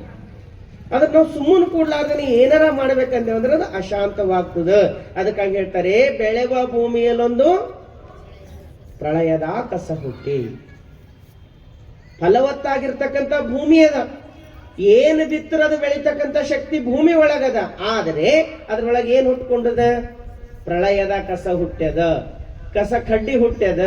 ಬೆಳೆ ಬೆಳಿಲಿಕ್ಕೆ ಅವಕಾಶ ಇಲ್ಲದಂಗ ಆ ಹೊಲದ ತುಂಬಾ ತುಂಬಿಕೊಂಡದ. ಅದಕ್ಕೆ ಏನ್ ಮಾಡ್ಬೇಕು? ತಿಳಿಯಲಿಯನು, ಎಚ್ಚರಲಿಯನು. ಅದು ಹೇಳಿದ್ದು ಕೇಳಲ್ಲ, ತಾನು ವಿಚಾರ ಮಾಡಲ್ಲ. ಮನಸ್ಸು ಹೆಂಗೋಗ್ಯದಂದ್ರೆ ಹೊಯ್ದಾಡಿ ಹೊಯ್ದಾಡಿ ಹೊಯ್ದಾಡಿ ಬದುಕ್ಲತ್ತದ. ಅದಕ್ಕಾಗಿ ಹೇಳ್ತಾರೆ, ಎನ್ ಅವಗುಣವೆಂಬ ಕಸವ ಕಿತ್ತಿ ಸಲಹಯ್ಯಲಿಂಗ ತಂದೆ. ನನ್ನಲ್ಲಿರ್ತಕ್ಕಂಥ ಅವಗುಣದ ಕಸವನ್ನ ಕಿತ್ತು ತಂದೆ, ನಾನೇನಾಗ್ತೀನಿ? ಸುಳಿದೆಗೆದು ಬೆಳೆವೇನು ಕೂಡಲ ಸಂಗಮ ದೇವ. ಸುಳಿದೆಗೆದು ಬೆಳೆವೇನು ಅಂದ್ರೆ ನಾನು ಬಹಳ ಫಲವತ್ತಾಗಿ ಬೆಳೀತಾ ಹೋಗ್ತೀನಿ. ಆದ್ರೆ ಅವಗುಣದ ಕಸಗಳನ್ನ ಕಳಿ ಅಂತಕ್ಕಂಥ ಮಾತ ನಿಲ್ಗುರು ಬಸವಣ್ಣ ತಿಳಿಸ್ತಾರೆ. ಅದಕ್ಕೆ ನಮ್ಮ ಮನಸ್ಸೇ ಸಾಕ್ಷಿ. ಒಂದೇ ಒಂದು ಮಾತು ನೆನ್ಪಿಟ್ಕೋಬೇಕು. ಇನ್ನು ಮುಂದೆ ಯಾರು ಹಾನಿ ಮಾಡ್ಬೇಕು? ನಿಮ್ಮ ಮನ್ಯಾಗ ನಿಮ್ಮ ಮಗು ಏನಾರ ತರ್ಲಿಕ್ಕೆ ಹೋಯ್ತು, ಅವಾಗ ನೀ ಹೇಳ್ತೀರಿ, ನಿಜವಾಗ್ಲೂ ಖರೆ ಹಿಂಗೆ ಆಗ್ಯದ. ನಾ ಮದರ್ ಪ್ರಾಮಿಸ್ ಆಗಿ ಹೇಳ್ತೀನಿ ಹಿಂಗೆ ಆಗ್ಯದ ಅಂತದ್ದು, ಫಾದರ್ ಪ್ರಾಮಿಸ್ ಆಗಿ ಹೇಳ್ತೀನಿ ಹಿಂಗೆ ಆಗ್ಯದ, ಗಾಡ್ ಪ್ರಾಮಿಸ್ ಹಿಂಗೆ ಆಗ್ಯದ, ಹಿಂಗೆ ಹೇಳ್ತಾವ. ಹಂಗೆ ಹೇಳ್ಬಾರ್ದು ಅಂತೀನಿ. ಏನ್ ಅನ್ಬೇಕು? ನನ್ನ ಮನಸ್ಸಿನ ಪ್ರಾಮಿಸ್ ಮಾಡಿ ಹೇಳ್ತೀನಿ ಹಿಂಗೆ ಆಗ್ಯದ. ಯಾರು ಸಾಕ್ಷಿ ಕೊಡ್ಬೇಕು? ಮನಸ್ಸಿನ ಸಾಕ್ಷಿ.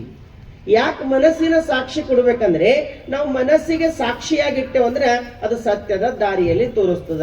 ಒಂದು ವಿಚಾರ ಮಾಡೋಣ ನಾವು ನೀವು. ಜಗತ್ತಿನಲ್ಲಿ ಅನೇಕ ಸಾಹಿತ್ಯಗಳು ಬರ್ದಾರ, ಅನೇಕ ಸಾಹಿತ್ಯಗಳು ಬಂದ್ ಹೋಗ್ಯಾವ. ಆದ್ರೆ ಅದರಲ್ಲಿ ಕೆಲವು ಮಾತ್ರ ಪೂಜನೀಯವಾಗ್ಯಾವ, ಇರುದಿರ್ತಕ್ಕಂಥ ಪೂಜನೀಯ ಇಲ್ಲ, ಸಾಹಿತ್ಯವಾಗಿ ಉಳ್ಕೊಂಡಾವ. ಕಾರಣ ಏನು? ಈಗ ಬಸವಣ್ಣವ್ರು ನಮಗೆ ವಚನ ಸಿಕ್ಕಿದ್ 1466 ಬಸವಣ್ಣವ್ರದ್ದು ವಚನ. ಇಡೀ ಶರಣರದ ಸೇರ್ಕೊಂಡ್ರೆ ಒಂದು 22,000 ನಮಗ ವಚನಗಳು ಸಿಕ್ಕ್ಯಾವ.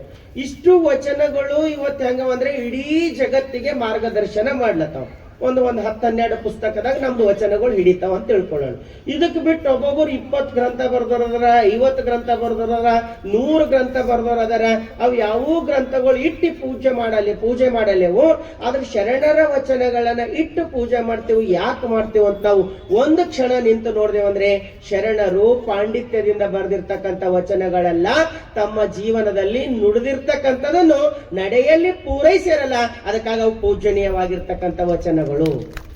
ನುಡಿದಿರ್ತಕ್ಕಂಥದ್ದು ನಡೆಯಲ್ಲಿ ಪೂರೈಸ್ಯಾರ, ನಡೆದಿರ್ತಕ್ಕಂಥದ್ದು ನುಡಿ ಒಳಗ ತಂದಾರ. ಅದಕ್ಕೆ ನಡೆ ನುಡಿಯ ಸಿದ್ಧಾಂತ. ಶರಣರ ವಚನ ಅದು ನಡೆ ನುಡಿಯ ಸಿದ್ಧಾಂತ. ಅವರು ನುಡಿದಿದ್ದೇ ನಡೆದಾರ, ನಡೆದಂಗ ನೋಡ್ದ. ನಾವು ನುಡ್ದಿಂದ ಗೊತ್ತಿಲ್ಲ, ನಡೆದಿಂದ ಗೊತ್ತಿಲ್ಲ. ಅದಕ್ಕೆ ನಾವು ಎಷ್ಟೇ ಮಾತಾಡ್ರು ಕೂಡ ನಮ್ಮ ಮಾತಿಗೆ ಪೂಜನೀಯ ಭಾವ ಬರ್ತಾ ಇಲ್ಲ. ಹೆಂಗಿತ್ತು ಶರಣರ ವಚನಗಳು? ಕೆಡೆ ನುಡಿಯದೆ ಅನ್ಯರ ಪ್ರತಿಪಾಲಿಸದಿದ್ದಡೆ ಏನ ಮಾಡನಯ್ಯ ಲಿಂಗವು, ಏನ ಕೊಡನಯ್ಯ ಲಿಂಗವು, ತಾನು ಏನು ಬೇಡಿದುದ ನೀವನಾಗಿ ನಂಬಿಕೆಯುಳ್ಳ ಶಿವಭಕ್ತಂಗೆ ಇದೇ ದಿವ್ಯ ಕೂಡಲ ಸಂಗಮ ದೇವ.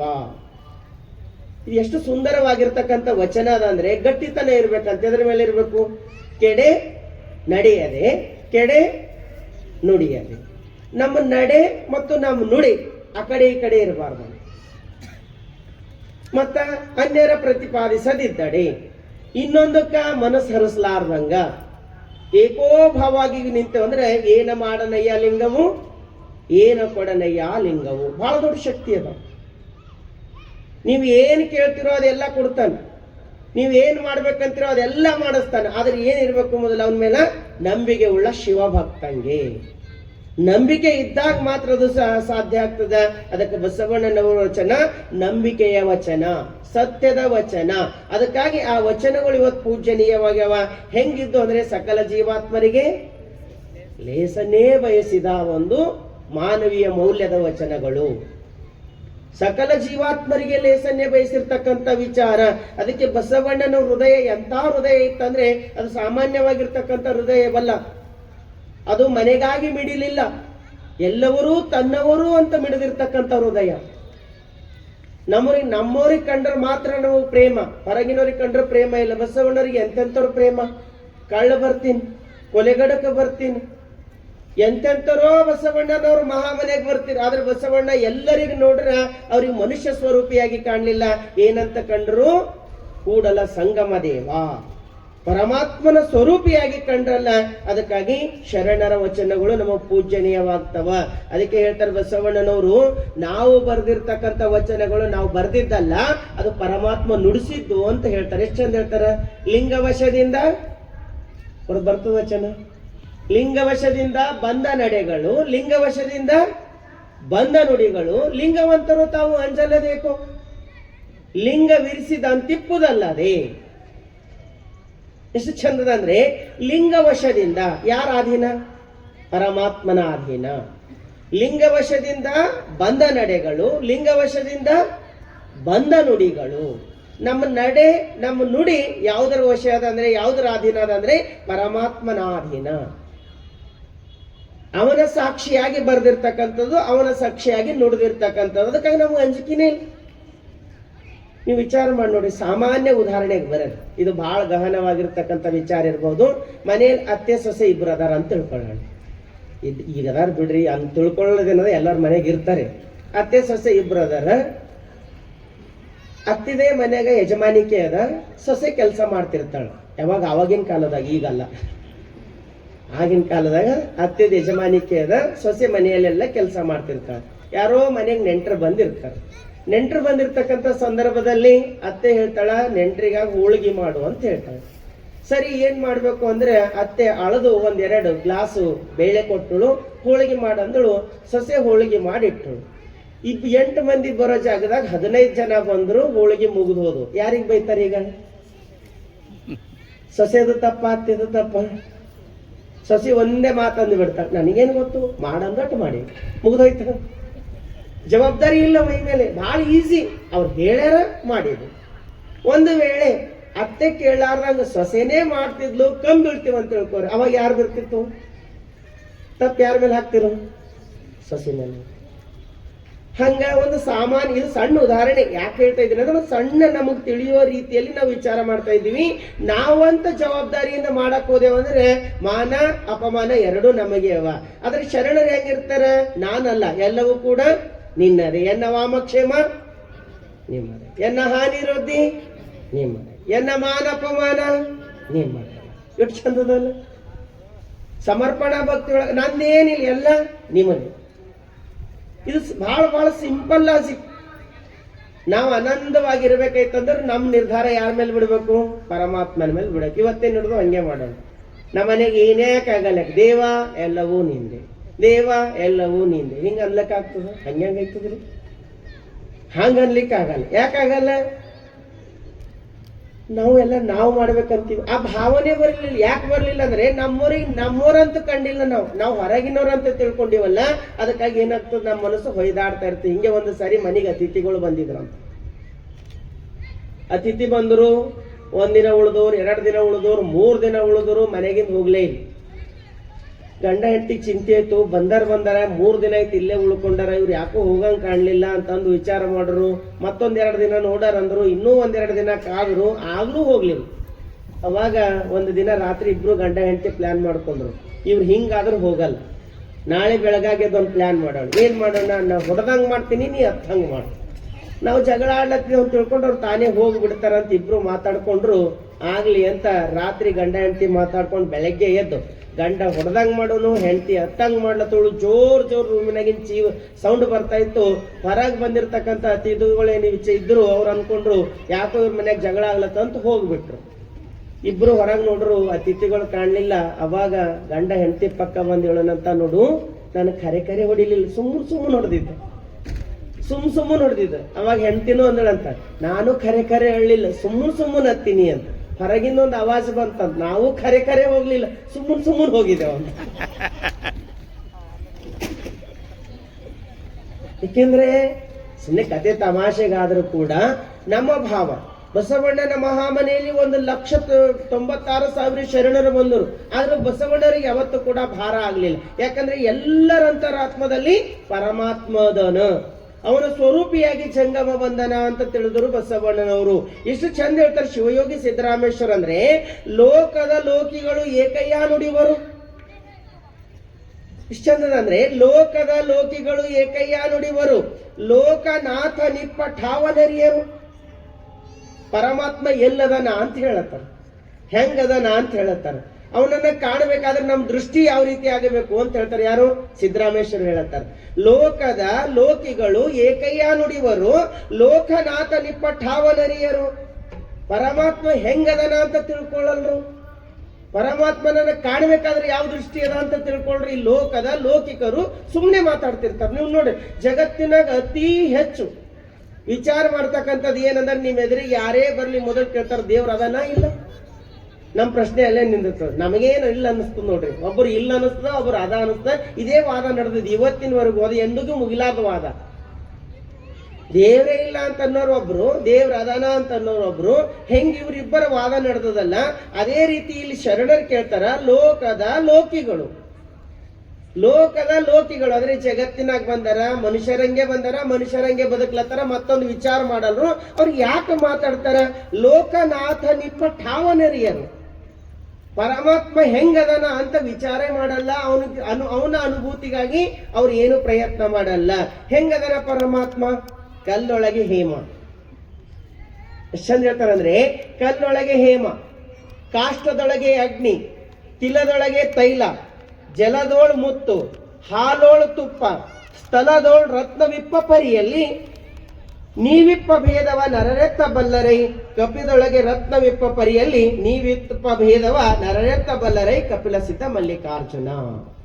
ಹೆಂಗದನ ಪರಮಾತ್ಮ? ಕಲ್ಲೊಳಗೆ ಹೇಮ. ಎಲ್ಲಿ ಸಿಗ್ತದ ಬಂಗಾರ? ಮ್ಯಾಲಿಂದ ಬರ್ತದೆ? ಇಲ್ಲದ ಬಂಗಾರ ಕಲ್ಲಿನ ಒಳಗೆ ಅದ ಅಂತ ತಿಳ್ಕೊಂಡ್ರೆ ಸಿಗ್ತದೇನು? ಬಂಗಾರ ಸಿಗಬೇಕಾದ್ರೆ ಬಹಳ ಪ್ರಯತ್ನ ಅದ.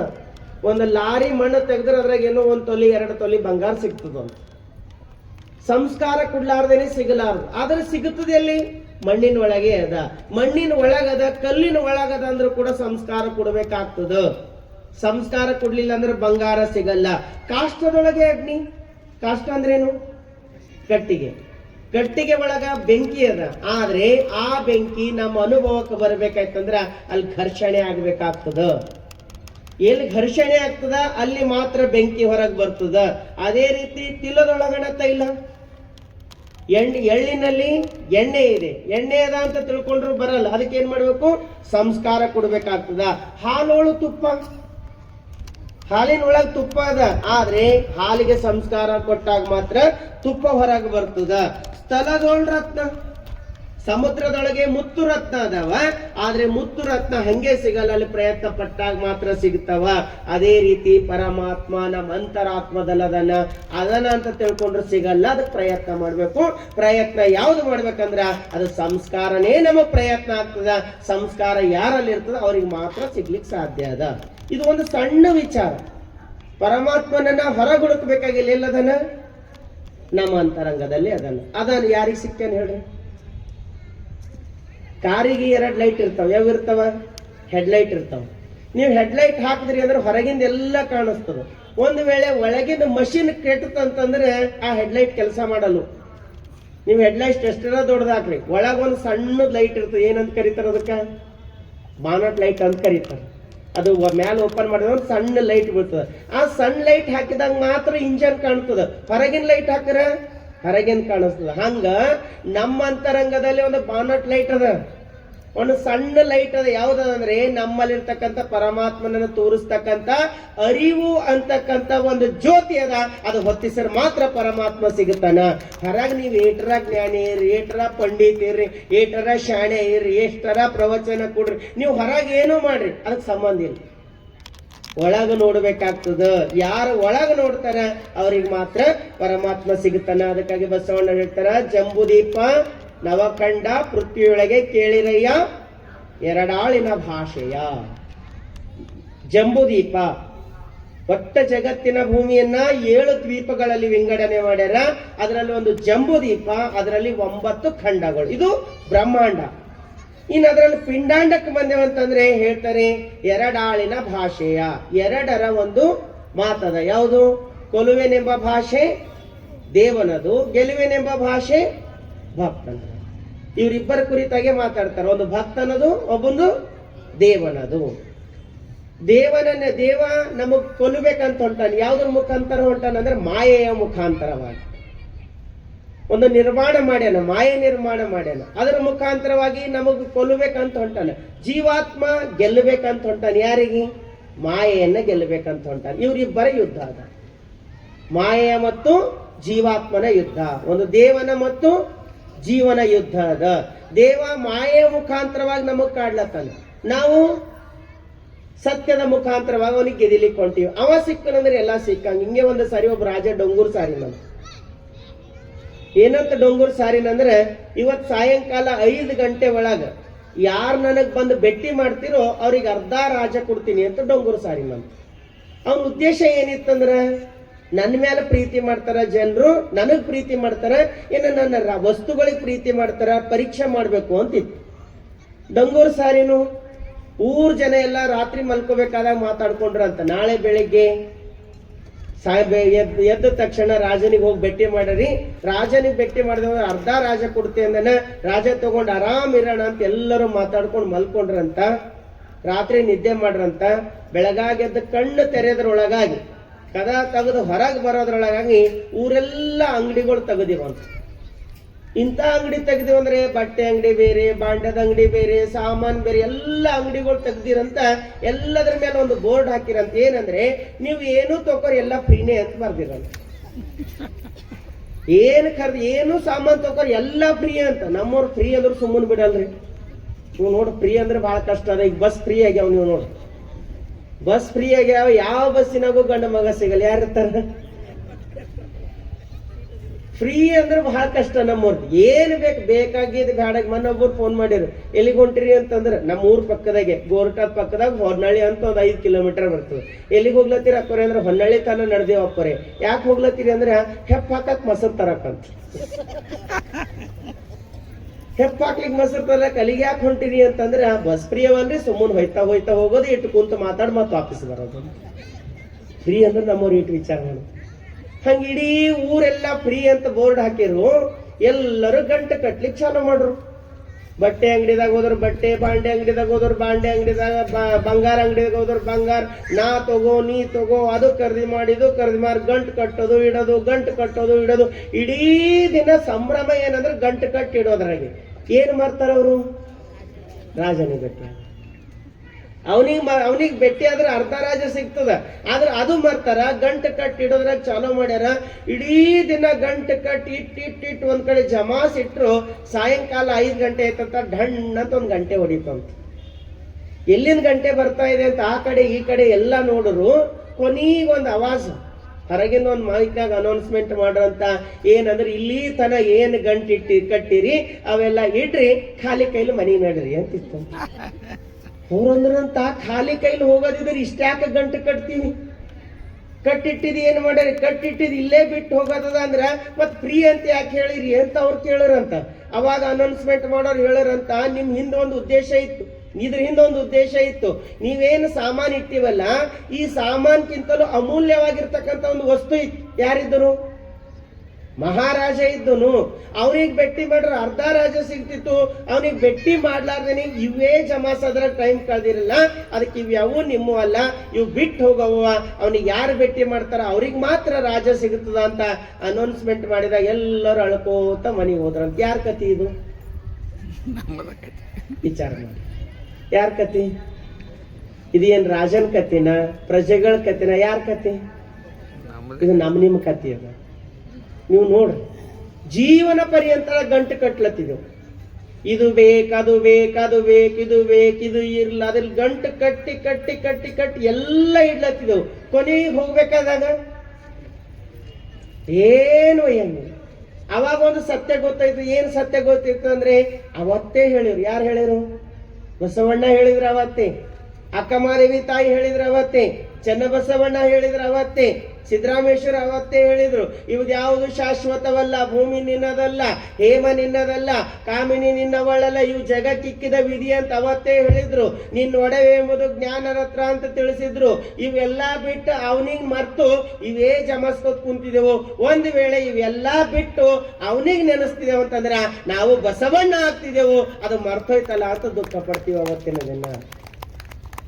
ಅವನ ನೆನಪಿದ್ರೆ ಎಲ್ಲ ಸಿಗುತ್ತದೆ, ಅವನಿಗೆ ಬಿಟ್ಟೆವಂದ್ರ ಎಲ್ಲವೂ ವ್ಯರ್ಥದ. ಹಂಗಂದ್ರೆ ಕಟ್ಟಬಾರ್ದೇನ್ರಿ? ಕಟ್ಟಬೇಕು, ಬೆಳೆಸ್ಬೇಕು, ಉಳಿಸ್ಬೇಕು. ಆದ್ರೆ ಅದೇ ನಾವಾಗಬಾರ್ದು. ಜಾತ್ರೆಗೆ ಹೋಗಿರ್ತಕ್ಕಂಥ ಮಗು ತಾಯಿ ಕೈ ಹಿಡ್ಕೊಂಡು ಹೋಗ್ತಾ ಇತ್ತು. ಬಹಳ ಜನ ಇದ್ರು, ಬಡ ಪರಿಸ್ಥಿತಿ. ತಾಯಿ ಮಗು ಕೇಳ್ತು, ಅಮ್ಮ ತಿಂಡಿ ಕೊಡಿಸು ಅಂತ ಮಗು ಕೇಳ್ತು. ತಾಯಿ ಅಂದಳು, ನೂಕು ನುಗ್ಗಲು ಬಹಳ ಇತ್ತು, ಮಗ ದೇವ್ರ ದರ್ಶನ ಮಾಡ್ಕೊಂಡು ಬರ್ಬೇಕಾದಾಗ ಕೊಡಿಸ್ತೀನಿ ನಡಿ ಅಂತ ಕರ್ಕೊಂಡು ಹೋದಳು. ಮುಂದೆ ಹೋಗ್ಬೇಕಾದಾಗ ಭೀಡ್ ಭಾಳ ಆಗಿ ಮಗುನ ತಾಯಿ ಕೈ ಬಿಡಿಸ್ಕೊಂಡು ಬೇರೆ ಬೇರೆ ಆದ್ರು. ಮಗು ಅಳ್ತಾ ಇತ್ತು.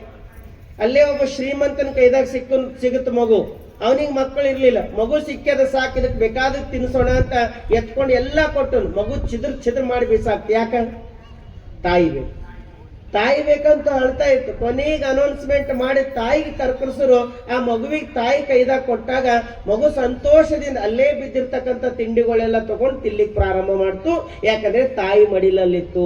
ಹಂಗ ಈ ಜಗತ್ತಿಗೆ ಬಂದಿರ್ತಕ್ಕಂಥ ನಾವು ಇವೆಲ್ಲ ಸಂಸಾರದ ಕಾರ್ಯ ಮಾಡ್ಬೇಕಾದ್ರೂ ಕೂಡ ನಮ್ಮ ಲಕ್ಷ್ಯ ಎಲ್ಲಿರ್ಬೇಕಂದ್ರ ಅದು ಪರಮಾತ್ಮನ ಕಡೆ ಲಕ್ಷ್ಯ ಇರ್ಬೇಕು.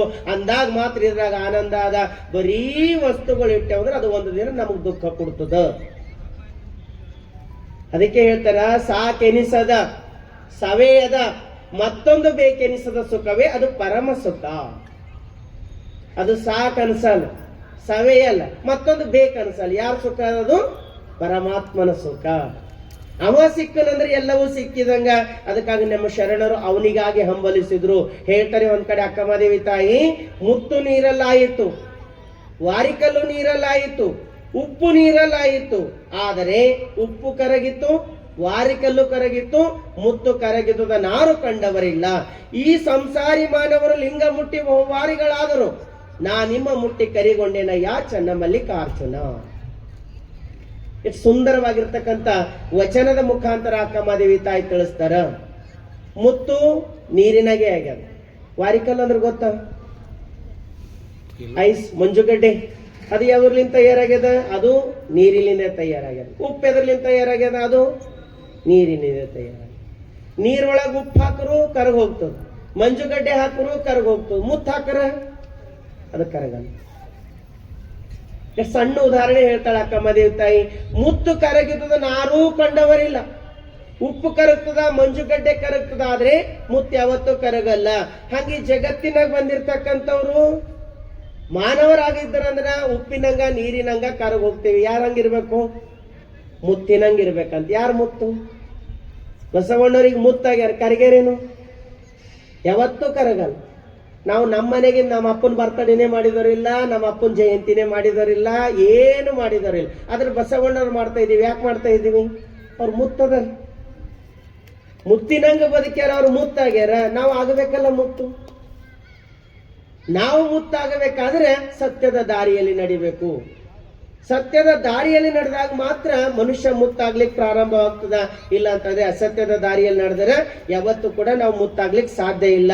ಅದಕ್ಕೆ ನಮ್ಮ ಮನಸ್ಸು ಗಟ್ಟಿತನದಿಂದ ಕೂಡಿರ್ಬೇಕು. ಬಸವಣ್ಣರು ಹೇಳ್ತಾರ, ಸತ್ಯ ಮತ್ತು ಸತ್ಯವೆಂಬ ಕೂರಲಗನೆ ತಳೆದುಕೊಂಡು ಸದ್ಭಕ್ತರು ಗೆದ್ದರು ಕಾಣ ಕೂಡಲ ಸಂಗಮ ದೇವ. ಸತ್ಯದ ಅಸ್ತ್ರವನ್ನು ಹಿಡಿದು ಸದ್ಭಕ್ತರು ಗೆದಿತಾರ ಅಂತ ಹೇಳ್ತಾರ. ಅದಕ್ಕೆ ಯಾರ ಮನಸ್ಸು ಅಳಿಮನವಾಗಿರ್ತದೋ ಅಲ್ಲಿ ಪರಮಾತ್ಮ ಇರಲ್ಲ. ಅಳಿಮನ ಇರಬಾರ್ದು, ಗಟ್ಟಿ ಮನ. ಹೇಳ್ತಾರೆ ಬಸವಣ್ಣನವರು, ಸಗಣಿಯ ಬೆನಕಂಗೆ ಸಂಪಿಗೆ ಅರಳಿಲಿ ಪೂಜಿಸಿದಡೆ ರಂಜನೆ ಇಲ್ಲದೆ ಅದರ ಗಂಜಳ ಬಿಡದಣ್ಣ. ಮಣ್ಣ ಪುತ್ತಳಿಗೆ ಮಾಡದೆ ಜಲದಲ್ಲಿ ತೊಳೆದಡೆ ನಿತ್ಯ ನಿತ್ಯ ಕೆಸರುವುದಲ್ಲದೆ ಅದರ ಅಚ್ಚುಗ ಬಿಡದಣ್ಣ. ಅಳಿಮನದವಂಗೆ ಶಿವದೀಕ್ಷೆಯ ಕೊಟ್ಟಡೆ ಮಾನವ ಕೆಟ್ಟವನೇಕೆ ಸದ್ಭಕ್ತನ ಹನು ಕೂಡಲ ಸಂಗಮ ದೇವ. ಸಗಣಿಯ ಬೆನಕ, ಸಗಣಿಯಿಂದ ಬೆನಕ ಮಾಡಿ ಅದಕ್ಕೆ ಯಾವುದ್ರಲಿಂದರ ಪೂಜಾ ಮಾಡ್ರಿ, ವಾಸನೆ ಯಾವ್ದು ಬರ್ತದ? ಸಗಣಿನೇ. ಯಾಕಂದ್ರೆ ಅದು ತಯಾರೇ ಮಟೀರಿಯಲ್ ಅದರಿಂದ ಆಗ್ಯದ. ಅದೇ ರೀತಿ ಮಣ್ಣ ಪುತ್ಥಳಿ ಮಾಡೀವಿ, ಅದಕ್ಕೆ ತೊಳೆದು ಸ್ವಚ್ಛ ಮಾಡ್ತೇವೆ ಅಂದ್ರೆ ದಿನ ಏನಾಗ್ತದೆ? ಕೆಸರೇ ಆಗ್ತದೆ ವಿನಃ ಅದರಲ್ಲಿ ಗಟ್ಟಿತನ ಇರಲ್ಲ. ಹಂಗ ಅಳಿಮನದವನಿಗೆ ದೀಕ್ಷೆ ಕೊಟ್ರ ಅವ ಆ ಕಡೆನೂ ಆಗಲ್ಲ ಈ ಕಡೆನೂ ಆಗಲ್ಲ. ಅದಕ್ಕೆ ಗಟ್ಟಿತನ ತಿಳಿಸ್ತಾರ. ಗಟ್ಟಿತನ ಸತ್ಯದ ದಾರಿಯಲ್ಲಿ ನಡೀತಕ್ಕಂಥವನಿಗೆ ಇದು ಬಹಳ ಅವಶ್ಯಕತೆ ಅದ. ಯಾಕಿದು ಪೂರಕವಾಗಿರ್ತಕ್ಕಂಥವ್ ಹೇಳ್ಕೋತ ಹೊಂಟಿನಂದ್ರ ನಾ ಭಾಷೆ ಕಡೆ ಒಯ್ಯದದ. ಈಗ ನಾನು ಹೇಳೋ ಪ್ರವಚನ ನಿಮಗೆಲ್ಲ ಏನು ಸಣ್ಣ ಸಣ್ಣ ಸಣ್ಣ ಸಣ್ಣದಾಗಿ ಒಂದೊಂದೊಂದೊಂದು ಹೊಂಟವಲ್ಲ, ಇವು ಮುಂದೆ ವಿಸ್ತಾರ ಪರಿವಿಡಿ ಹೇಳತ್ತೀನಿ ನಿಮಗಿನ. ಪರಿವಿಡಿ ತಗೊಂಡು ಮುಂದೊಂದು ವಿಸ್ತಾರವಾಗಿರ್ತಕ್ಕಂಥ ವಿಚಾರಕ್ಕೆ ಹೋಗೋದದ. ನಮ್ಮಲ್ಲಿ ಮೊದಲನೇದಾಗಿ ಮನಸ್ವಚ್ಛ ಆಗ್ಬೇಕು, ಎರಡನೇದು ನಂಬಿಕೆ ಇರ್ಬೇಕು, ಮೂರನೇದು ಗಟ್ಟಿತನ ಬರ್ಬೇಕು. ಇವು ಮೂರರ ಕುರಿತಾಗಿ ನಾವು ಚಿಂತನೆ ಮಾಡ್ತಾ ಇದ್ದೀವಿ. ನಿನ್ನೆಯಿಂದ ನಾವು ಮಾಡ್ತಕ್ಕಂಥದ್ದು ಇವು ಮೂರು. ಮೊದಲನೇದು ಮನಸ್ವಚ್ಛ. ಯಾಕೆ ಸ್ವಚ್ಛ ಇರಬೇಕು? ಯಾವ ಮನ ಸ್ವಚ್ಛವಾಗಿರ್ತದ ಆ ಮನದಲ್ಲಿ ಮಾತ್ರ ಪರಮಾತ್ಮನ ನೆಲೆ ಊರ್ತದ. ತಿಳಿ ನೀರಿನಲ್ಲಿ ಮುಖ ಮಾತ್ರ ಕಾಣ್ತದ, ಅದೇ ಹೊಲಸು ನೀರಿನಲ್ಲಿ ಮುಖ ಕಾಣಲ್ಲ. ಹಂಗ ಸ್ವಚ್ಛವಾಗಿರ್ತಕ್ಕಂಥ ಮನಸ್ಸಿನಲ್ಲಿ ಪರಮಾತ್ಮನ ಪ್ರತಿಬಿಂಬ ಮೂಡ್ತದ. ಅದಕ್ಕಾಗಿ ಮೊದಲನೇದು ಮನಸ್ವಚ್ಛ. ಎರಡನೇದು ನಂಬಿಕೆ. ಯಾರ ಮೇಲೆ ನಂಬಿಕೆ ಇರಬೇಕು? ದೇವ್ರ ಮೇಲೆ ಸೆಕೆಂಡ್ರಿ. ಮೊದಲು ನಮ್ಮ ಮೇಲಾರ ನಮಗ್ ನಂಬಿಕೆ ಇರಬೇಕು. ನಮ್ಮ ಮೇಲೆ ನಮಗ್ ನಂಬಿಕೆ ಇರೋದು ಬಹಳ ಅವಶ್ಯಕತೆ ಅದ. ಬಹಳ ಜನ ಅಂತಾರೆ ಮಾಡ್ಲಕ್ ಆಗ್ತದೋ ಇಲ್ಲರಿ ನಮ್ಗೇನು ಗೊತ್ತಾಗಲ್ಲ. ಅಂದ್ರೆ ತನ್ನ ಮೇಲೆ ತನಗೆ ಭರವಸೆ ಇಲ್ಲದೆ ಇರ್ತಕ್ಕಂಥ ಮನುಷ್ಯ ಪರಮಾತ್ಮನ ಬಗ್ಗೆ ಹೆಂಗ್ ನಂಬಿಕೆ ಇಟ್ಕೊತಾನ? ಅದಕ್ಕಾಗಿ ಎರಡನೇದು ನಂಬಿಕೆ. ಇನ್ನು ಮೂರನೇದು ಹೇಳ್ತಾರೆ ಗಟ್ಟಿತನ, ಭರವಸೆ. ಯಾರ ಮೇಲೆ? ಪರಮಾತ್ಮನ ಮೇಲೆ ಭರವಸೆ. ಇವು ಮೂರರ ಕುರಿತಾಗಿ ನಾವು ನಿನ್ನೆಯಿಂದ ಚಿಂತನೆ ಮಾಡ್ತಾ ಇದ್ದೀವಿ. ಇವು ಮೂರು ಆಗ್ಬೇಕಾದ್ರೆ ಹೆಂಗಾಗ್ಬೇಕು? ನಾವು ಮುತ್ತಿನಂಗ ಆಗೋರಿದ್ದೀವಿ, ನಾವು ನೀರಿನಂಗ ಆಗೋರಿಲ್ಲ, ಮಂಜುಗಡ್ಡೆ ಹಂಗ ಆಗೋರಿಲ್ಲ, ಉಪ್ಪಿನಂಗ ಆಗೋರಿಲ್ಲ. ಯಾಕಂದ್ರೆ ನಾವು ಕರುಗೋವರಲ್ಲ, ನಾವು ಮುತ್ತಾಗ್ಲಕ್ ಬಂದು ಕುಂತಿದ್ದೇವೆ. ಕೊಪ್ಪಾಳ ನಗರದಾಗ ಇಲ್ಲಂದ್ರೆ ಒಂದು 5-10 ಸಾವಿರ ಜನ ಇರ್ಬೋದು. ಅದ್ರಾಗ ಒಂದು 500 ಜನ ನಮ್ಮ ಎದುರು ಬಂದು ಕುಂತೀರಂದ್ರೆ ನೀವೆಲ್ಲರೂ ಕೂಡ್ಲಿಕ್ಕಾಗಿ ಬಂದವರಲ್ಲ, ಟೈಮ್ ಪಾಸಿಗಾಗಿ ಬಂದವರಲ್ಲ, ನೀವೆಲ್ಲ ಮುತ್ತಾಗಬೇಕಂತ ಬಂದಿರಿ. ಅದಕ್ಕೆ ನಿಮ್ಮೊಳಗೆ ಗಟ್ಟಿತನ ಬೆಳೆಸಬೇಕಾಗ್ಯದ. ನಮ್ಮ ಪೂರಕವಾಗಿರ್ತಕ್ಕಂಥ ಪ್ರವಚನದ ವಿಚಾರ ನಾನು ನಿಮಗೆ ಹೇಳ್ತಾ ಇದ್ದೀನಿ. ಇಷ್ಟೆಲ್ಲ ಚಿಂತನೆಗಳು ವಚನಗಳು ಯಾಕೆ ಕೋಣಿಸ್ತಾ ಇದ್ದೀನಿ ಅಂದ್ರೆ ಒಂದೊಂದು ವಿಷಯದ ಕುರಿತಾಗಿ ನಾವು ಹೋಗ್ಬೇಕಾಗ್ಯದ. ಅದಕ್ಕೆ ಮೊಟ್ಟ ಮೊದಲನೇದಾಗಿ ಸ್ವಚ್ಛ ಮನಸ್ಸು, ಎರಡನೇದಾಗಿ ನಂಬಿಕೆ, ಮೂರನೇದು ಗಟ್ಟಿತನ. ಇವು ಮೂರು ನಮ್ಮ ಒಳಗೆ ಅಳವಟ್ಟು ಅಂದ್ರೆ ಮುಂದಿಂದೆಲ್ಲ ನಮಗೆ ಅರ್ಥ ಆಗ್ತವ. ಅದಕ್ಕೆ ಸೂತ್ರ ಕೊಡ್ತಾ ಇದ್ದೀನಿ, A+B² ಅಂತ ಈಟೆ ಕೊಡ್ಲತ್ತೀನಿ. ಮುಂದೆ ವಿಸ್ತಾರ ಮಾಡೋದ, A² B² ಅಂತ ಏನ್ ಮಾಡೋದು ಮುಂದೆ ಹೋಗೋದದ. ಅದಕ್ಕಾಗಿ ಇವು ಮೂರರ ಕುರಿತಾಗಿ ಈಗ ನಮ್ಮಲ್ಲಿ ಗಟ್ಟಿತನ ಬರಬೇಕು. ಯಾವ್ದು ರೀತಿ ಗಟ್ಟಿತನ ಬರಬೇಕು? ಅರ್ಧಂಬರ್ಧ ಮನಸ್ಸಿರ್ಬಾರ್ದು, ಆ ಕಡೆ ಈ ಕಡೆ ಇರಬಾರ್ದು, ಒಂದೇ ಕಡೆ ಇರಬೇಕು, ಗಟ್ಟಿಯಾಗಿ ನಿಂದಿರ್ಬೇಕು. ಯಾವ್ದು ಹಿಡಿತೇವೋ ಅದ್ರಾಗ ಅಲ್ಲಾಡಬಾರ್ದು. ನಂಬಿಕೆ ಅಂದ್ರೆ ಬಹಳ ದೊಡ್ಡ ಕೆಲಸ ಮಾಡ್ತದೆ. ನಂಬಿಕೆಯಿಂದ ಪರ್ವತನೂ ಕೂಡ ಅಲ್ಲಾಡಿಸ್ಬಹುದು. ಸ್ವಾಮಿ ವಿವೇಕಾನಂದ ಒಂದು ಸಾರಿ ಪ್ರವಚನ ಮಾಡ್ಬೇಕಾದಾಗ ಹೇಳಿದ್ರಂತ. ಏನಂತ ಹೇಳಿದ್ರಂದ್ರೆ, ನೀವು ದೃಢ ವಿಶ್ವಾಸದಿಂದ, ನೀವು ನಂಬಿಕೆಯಿಂದ ನೀವು ಒಂದು ಮಾತು ಪರ್ವತಕ್ಕೂ ಸರಿ ಅಂತ ಹೇಳಿದ್ರೆ ಪರ್ವತನೂ ಸರಿತದ. ಅಷ್ಟೊಂದು ಶಕ್ತಿ ನಮ್ಮ ವಿಶ್ವಾಸದಲ್ಲಿದೆ ಅಂತ ಹೇಳಿದ್ರಂತ. ಪ್ರವಚನ ಕುಂತಿನ ಒಂದು ಅಜ್ಜಿ ಕೇಳೋಳು. ಅವಳ ಮನೆ ಹಿಂದೆ ಒಂದು ಬೆಟ್ಟ ಇತ್ತು. ಅವಳ ಮನೆಗೆ ಬಿಸಿಲೇ ಬರ್ತಿರ್ಲಿಲ್ಲ. ಅಜ್ಜಿ ಅನ್ಕೊಂಡಳು, ಯಾವಾಗ ವಿವೇಕಾನಂದ್ರ ಹೇಳ್ಯಾರಂದ್ರೆ ಮಾತಿನ ಸತ್ಯ ಇರ್ತದೆ, ಇವತ್ತು ರಾತ್ರಿ ನೋಡೋಣ ಅಂತ ಹೇಳಿ ಕದ ತೆಗೆದು ಬೆಟ್ಟಕ್ಕೆ ಹೇಳೋಣ, ಬೆಟ್ಟ ನೀ ಸರಿ ಅಂದಳು ಅಂತ ಅಂದು ಕದ ಮುಚ್ಕೊಂಡು ಮಲ್ಕೊಂಡಳು. ಅನ್ಕೊಂಡಳು ನಾಳೆ ಬೆಳಗಾಗಿ ಹೇಳೋದ್ರೊಳಗ ಬೆಟ್ಟ ಸರಿತದ ಅನ್ಕೊಂಡು ಬೆಳಗಾಗಿ ಅದ ಕದ ತೆಗೆದು ನೋಡೋಳು, ಬೆಟ್ಟ ಅಲ್ಲೇ ಇತ್ತು. ಅವಾಗ ಅಕ್ಕಿ ಅನ್ಕೊಂಡಳು ಅಂತ ವಿವೇಕಾನಂದರು ಸುಳ್ಳು ಹೇಳ್ಯಾರ, ಇದು ನನಗೆ ಮೊದಲೇ ಗೊತ್ತಿತ್ತು ಅದು ಸರಿಯಲ್ದ ಅಂತ. ಅರ್ಥ ಆಯ್ತಾ? ಮೊದಲೇ ಅನುಮಾನಿತ್ತು, ಸರಿ ಅಲ್ದಂತ ಗೊತ್ತಿತ್ತು, ಅವ್ರು ಸುಮ್ಮನೆ ಹೇಳ್ಯಾರ ಅನ್ಕೊಂಡು. ಅಂದ್ರೆ ನಮ್ಮಲ್ಲಿ ಗಟ್ಟಿತನ ಹಂಗಿಲ್ಲ. ಹೆಂಗ ಗಟ್ಟಿತನ ಇರ್ತದ? ಈಗ ಸಣ್ಣ ಮಗು ಇರ್ತದೆ, ನೀವು ನೋಡಿ ಮ್ಯಾಲ ಎಲ್ಲೋ ನಿಂದಿಸಿರ್ತೀನಿ, ಕೆಳಗ್ ತಾಯಿ ನಿಂತಿರ್ತಾಳ, ಮಗು ಚಿಡಿ ಅಂದ್ರೆ ಹಿಂದ ವಿಚಾರ ಮಾಡಲ್ಲ, ಪಟ್ಟಂತ ಜಿಗಿಲಿಕ್ ಪ್ರಾರಂಭ ಮಾಡ್ತೀವಿ. ಯಾಕಂದ್ರೆ ತಾಯಿ ಮೇಲೆ ಭರವಸೆ ಅದ. ಹಿಡಿಯುವ ತಾಯಿ ಕೆಳಗ್ ನಿಂತಾಳ, ನನ್ನ ಕೈ ಹಿಡಿತಾಳ ಅಂತದಕ್ಕೆ ಭರವಸೆ ಅದ. ಯಾವ ರೀತಿ ಮಗುವಿಗೆ ತಾಯಿಯ ಮೇಲೆ ಭರವಸೆ ಇದ್ದರ ಮಗುವಿಗೆ ತಾಯಿ ಮೇಲೆ ಭರವಸೆ ಇದೆನೋ, ಅದೇ ರೀತಿ ಭಕ್ತನಿಗೆ ಭಗವಂತನ ಮೇಲೆ ಭರವಸೆ ಇತ್ತಂದ್ರ ಭಗವಂತನು ಕೂಡ ನಮ್ಮ ಕೈ ಹಿಡಿತಾನ. ಆ ಭರವಸೆ ನಮ್ಮಲ್ಲಿ ಇರ್ಬೇಕು, ಆ ಗಟ್ಟಿತನ ನಮ್ಮಲ್ಲಿ ಇರ್ಬೇಕು. ಅದೇ ಹೇಳ್ತಾರೆ ಬಸವಣ್ಣವರು, ಸಗಣಿಯ ಬೆನಕಂಗೆ ಸಂಪಿಗೆ ಎರಳಲ್ಲಿ ಪೂಜಿಸಿದಡೆ ರಂಜನೆ ಇಲ್ಲದರ ಗಂಜಳ ಬಿಡದಣ್ಣ. ಮಾಡಿರೇ ಸಗಣಿಲಿಂದ ನೀವು ಯಾವ್ದಾರ ಹೂವ ಇಟ್ಟು ಪೂಜೆ ಮಾಡಿ, ಎಂತದರ ಸುಗಂಧ ದ್ರವ್ಯಗಳು ಹಾಕ್ರಿ, ಅಲ್ಲಿ ಬರೀ ಏನ್ ಬರ್ತದೆ? ಹೊಲಸು ವಾಸನೆ ಬರ್ತದೆ. ಯಾಕಂದ್ರೆ ಸಗಣಿಲಿಂದ ತಯಾರಾಗ್ಯದ. ಮಣ್ಣ ಪುತ್ಥಳಿಗೆ ಮಾನದ ಜಲದಲ್ಲಿ ತೊಳೆದಡೆ ನಿಚ್ಚ ಕೆಸರುವುದಲ್ಲದೆ ಅದರ ಅಚ್ಚುಗ ಬಿಡದಣ್ಣ. ಮಣ್ಣಿನ ಪುತ್ಥಳಿ ಮಾಡ್ಕೊಂಡು ಕುಂತದಕ್ಕೆ ಪಿತಾಂಬರಿ ಹಚ್ಚಿ ಬೆಳಗ್ಗೆ ಸ್ವಚ್ಛ ಮಾಡ್ತೇವೆ ಅಂದ್ರೆ ನೀವು ಏನ್ ನೀರ್ ಹಾಕ್ರಿ ಅದು ಹೊಲಸೆ ಬರ್ತದ, ಅಲ್ಲಿ ಕೆಸರೇ ಆಗ್ತದ. ಹಂಗ ಅಳಿಮಾನದವಂಗೆ ಅರ್ಧ ಮನಸ್ಸಿನವ ಗಟ್ಟಿತನ ಇಲ್ಲದೆ ಇರ್ತಕ್ಕಂಥವನಿಗೆ ನೀವು ಯಾರ ದೀಕ್ಷೆ ಕೊಡ್ರಿ, ಏನಾರ ಮಂತ್ರ ಹೇಳ್ರಿ, ಯಾವುದರ ವಚನ ಹೇಳ್ರಿ, ಆ ಮನುಷ್ಯ ದೃಢ ವಿಶ್ವಾಸಿ ಆಗಲ್ಲ. ಅದಕ್ಕೆ ಮೊಟ್ಟ ಮೊದಲು ಭಕ್ತನಲ್ಲಿ ದೃಢ ವಿಶ್ವಾಸ ಅಂತಕ್ಕಂಥದ್ದು ಬಹಳ ದೊಡ್ಡ. ಬಸವಣ್ಣನವರ ಭಾಷೆಯಲ್ಲಿ ಮೊದಲು ಪ್ರಾರಂಭವಾಗ್ತಕ್ಕಂಥದ್ದು ಸತ್ಯವೆಂಬ ಕೂರಲಗನೆ ತಳೆದುಕೊಂಡು ಸದ್ಭಕ್ತರು ಗೆದ್ದರು ಕಾಣ ಕೂಡಲ ಸಂಗಮ ದೇವ. ಸತ್ಯದ ಅಸ್ತ್ರವನ್ನು ಹಿಡ್ಕೊಂಡು ಹೊಂಟನು ಭಕ್ತ. ಸತ್ಯದ ಅಸ್ತ್ರ ಹಿಡ್ಕೊಂಡು ಬಂದಿರತಕ್ಕಂಥ ಭಕ್ತನಿಗೆ ಬಹಳ ಕಷ್ಟಗಳದಾವ. ನೀವು ನೋಡಿ, ಜಗತ್ತಿನಲ್ಲಿ ಅತೀ ಕಷ್ಟ ಯಾವುದಕ್ಕದ ಸತ್ಯ ಮಾತಾಡ್ರ. ಸತ್ಯ ಮಾತಾಡೋನಿಗೆ ಸುಖನೇ ಇಲ್ಲ ಅಂತ ತಿಳ್ಕೊಳ್ತೀವಿ, ಆದ್ರೆ ಶಾಶ್ವತ ಅವನೇ ಇರ್ತಾನೆ. ಸುಳ್ಳಾಡೋ ಶಾಶ್ವತ ಇಲ್ಲ. ನೀವು ಸುಮ್ಮನೆ ಅಂತಿರ್ತೀರಿ. ಯಾರು ಸತ್ಯ ಮಾತಾಡ್ತಾರ ಅವನ ಬಗ್ಗೆ ಭಯ ಇರ್ತದೆ. ಯಾರು ಸುಳ್ಳು ಆಡ್ತಾರ ಅವ್ನ ಮಾತಿಗೆ ನಂಬಿದಂಗ ಮಾಡ್ತೀರಿ. ಪಕ್ಕದಾಗಿದ್ದವ್ರಿಗೆ ಹೇಳ್ತೀರಿ, ಇವ ಹಿಂಗೆ ಹೇಳ್ತಾನೆ, ಇವನಿಗೆ ಭರೋಸೆ ಮಾಡ್ಲಕ್ ಆಗಲ್ಲ ಅಂತೇವಿಲ್ಲ. ಇವ ಹಿಂಗೆ ಹೇಳ್ತಾನೆ, ಇವನ್ ಮೇಲೆ ಭರವಸೆ ಮಾಡ್ಲಕ್ ಆಗಲ್ಲ. ಇವ ಇಲ್ಲೊಂದು ಹೇಳ್ತಾನ, ಅಲ್ಲೊಂದು ಹೇಳ್ತಾನೆ, ಈ ಮನುಷ್ಯ ಬಾಳ ಡೇಂಜರ್ ಅನ ಅಂತೇವ. ಹಂಗ ಪರಮಾತ್ಮನು ನೋಡ್ತಾನಂತ. ಏನಂತ? ಇವ ಸತ್ಯ ಅದನ ಇಲ್ಲ, ಇವನೊಳಗೆ ಗಟ್ಟಿತನ ಅದನ ಇಲ್ಲ, ಇವ ಈ ದಾರಿಯಲ್ಲಿ ನಡೀತಾನ ಇಲ್ಲ. ಪ್ರತಿಯೊಂದು ಪರೀಕ್ಷೆ ಮಾಡಿ ಪರಮಾತ್ಮ ಸ್ವೀಕಾರ ಮಾಡುವುದನ್ನ. ಅದಕ್ಕೆ ಭಕ್ತನಿರ್ತಕ್ಕಂಥದ್ದು ಒಂದೇ ಒಂದು ಯಾವುದು ಅಂತಂದ್ರೆ ಅದು ಸತ್ಯದ ದಾರಿ. ಯಾವುದು ಸತ್ಯ? ತ್ರಿಕಾಲದಲ್ಲಿಯೂ ಕೂಡ ಸತ್ಯ. ಅದು ಹಿಂದೂ ಸತ್ಯ, ಈಗೂ ಸತ್ಯ, ಮುಂದೇನು ಸತ್ಯವಾಗೇ ಇರ್ತಕ್ಕಂಥದ್ದು. ಕಾಲಕ್ಕೆ ಬದಲಾಗುವುದು ಸತ್ಯವಲ್ಲ. ಎಲ್ಲಾ ಕಾಲದಲ್ಲಿ ಶಾಶ್ವತವಾಗಿರ್ತಕ್ಕಂಥದ್ದು ಸತ್ಯ, ಅದು ಪರಮಾತ್ಮ. ಈಗ ಸಾವು ಸತ್ಯನ ಮಿಥ್ಯನ? ಸಾವದಲ್ಲದ ಸತ್ಯದನ ಮಿಥ್ಯದನ? ಹೇಳಕ್ಕೂ ಭಯ ಅದ. ನೀವು ನೋಡೋದು ನೆನೆಸ್ಕೊಳ್ಲಿಕ್ಕೆ ಆಗಲ್ಲ. ಅದು ಸತ್ಯ ಅದ, ಆದ್ರೂ ಅದ್ರ ಬಗ್ಗೆ ವಿಚಾರ ಮಾಡಲ್ಲ. ಅದು ಒಂದೇ ಹೋದ್ರೆ ಎಲ್ಲಿ ಡೇಂಜರ್? ಆದ್ರೂ ಅದು ಸತ್ಯ ಅದನಿ. ನೀವು ಏನು ಮಾಡೋದು ಅದು ಬಿಟ್ಟಿಲ್ಲ. ಆದ್ರೂ ಕೂಡ ಮನುಷ್ಯ ಅದು ಸ್ವೀಕಾರ ಮಾಡ್ಲಕ್ ಬಹಳ ವಿಚಾರ ಮಾಡ್ತಾನೆ. ಅದಕ್ಕೆ ಜೀವನ ಅನುಭವ ಆಗ್ಬೇಕಾದ್ರೆ ಯಾರ ಸತ್ತಾಗ ಅಲ್ಲಿ ಅಳ್ತಾರಲ್ಲ, ಅವ್ರ ಪಕ್ಕದಾಗ ಹೋಗಿ ಕುಂತು ಕೇಳ್ಬೇಕಂತ. ಎಂತ ತತ್ವದ ಮಾತಾಡ್ತಾರ, ಸಮಾಧಾನ ಮಾಡ್ತಿರ್ತಾರ. ಅಳಬೇಡ, ಅದು ನಿಂದ ಇದ್ದಿಲ್ಲ. ಅದು ನಿಂದಿದ್ರು ನಿನಗೆ ಬಿಟ್ಟು ಹೋಗ್ತಿತ್ತ? ಅದು ನಿಂದ ಇದ್ದೇ ಇಲ್ಲ. ಇದು ಸತ್ಯ. ನಮ್ಮದು ಅಲ್ಲೇ ಅದು ಒಂದು ದಿನ ಬಿಟ್ಟು ಹೋಗೋದದ. ಇದು ಸತ್ಯ ಇದ್ರೂ ಕೂಡ ಮನುಷ್ಯ ಸುಳ್ಳಿನಾಗ ಬಹಳ ಆನಂದವಾಗಿ ಬದುಕ್ತಾನ. ಸತ್ಯ ಸ್ವೀಕಾರ ಮಾಡ್ತಕ್ಕಂಥವನು ಬಹಳ ಎದೆಗಾರಿಕೆ ಬೇಕಾಗ್ತದ. ಅದಕ್ಕೆ ಶರಣರು ಹೆಂಗಿದ್ರು ಸಾಯದ ಮುಂಚೆ ಸತ್ತ ಹಾಗೆ ಇರುವರು, ಆರಿಗೂ ವಶವಲ್ಲ ನಮ್ಮ ಶರಣರಿಗಲ್ಲದೆ. ಅದು ಹೇಗೆಂದರೆ ಹಗಲಿರುಳೆಂಬ ಹಂಬಲ ಹರಿದರು, ಜಗದಾಟವ ಮರೆದರು, ಆಡದ ಲೀಲೆಯನ್ನೇ ಆಡಿದರು, ಆರೂ ಕಾಣದ ಘನವನೇ ಕಂಡರು, ಮಹಾ ಬೆಳಗಿನೊಳಗೆ ಓಲಾಡಿ ಸುಖಿಯಾದರಯ್ಯ ಅಪ್ಪನ ಪ್ರಿಯ ಚನ್ನ ಬಸವಣ್ಣನ ಶರಣರು. ಹೆಂಗಿದ್ರು? ಅವ್ರು ಸ್ವೀಕಾರ ಮಾಡ್ಕೊಂಡು ಬಿಟ್ಟಿರು. ತುಂಬಿತ್ತು ಹಿಂದಿಂಗೆ 100 ವರ್ಷ. ಇವತ್ತು ನಂದು 100 ವರ್ಷ ಆಗ್ಯದ ಅಂತ ತಿಳ್ಕೊಂಡಿದ್ರಂತ. 100 ವರ್ಷ ಆಗ್ಯದಂದ್ರ ನಾಳೆ ಕರೆದ್ರು ತಯಾರು ಶರಣಾರ್ಥಿ. ನಾವ್ ಹೆಂಗ್ ಬಿಟ್ಟು ಹೋಗೋರು? ಯಪ್ಪ, ನಮಗ್ ಬಿಡಲ್ದೊಟ್ಟು ಈಸಿ. ಅದಕ್ಕೆ ಒಬ್ಬ ಮಹಾತ್ಮ ಬರೀತಾನ, ಮನುಷ್ಯ ಇದ್ದಾಗರ ಸ್ಮಶಾನಕ್ಕೆ ಹೋಗಲ್ಲ ಅಂತ, ಸತ್ತಾಗೂ ಹೋಗಲ್ಲ ಅಂತ. ವಲ್ಲ ಅಂತ ಅವನಿಗೆ ಕಟ್ಕೊಂಡು ಹೋಯ್ತಾರಂತ. ಶವಕ್ಕೂ ಕಟ್ಕೊಂಡು ಹೋಗ್ಬೇಕಾಯ್ತು ಅಂತ. ಸುಮ್ಮನೆ ಹೋಗಲ್ಲ ಅಂತ. ಶವನು ಸ್ಮಶಾನಕ್ಕೆ ಹೋಗ್ಬೇಕಾದ್ರೆ ಕಟ್ಕೊಂಡು ಹೋಯ್ತಾರಂತ. ಅಷ್ಟೊಂದು ಗಟ್ಟಿಯಾಗಿ ಅಂಟುಕೊಂಡು ಬಿಟ್ಟದ. ಅದಕ್ಕಾಗಿ ಆ ಸತ್ಯ ನಮಗ್ ಗೊತ್ತಾಯ್ತು ಅಂತಂದ್ರೆ ಸತ್ಯದ ದಾರಿಯಲ್ಲಿ ನಮಗ್ ನಡಿಲಿಕ್ಕೆ ಪ್ರಾರಂಭ ಆಗ್ತದೆ.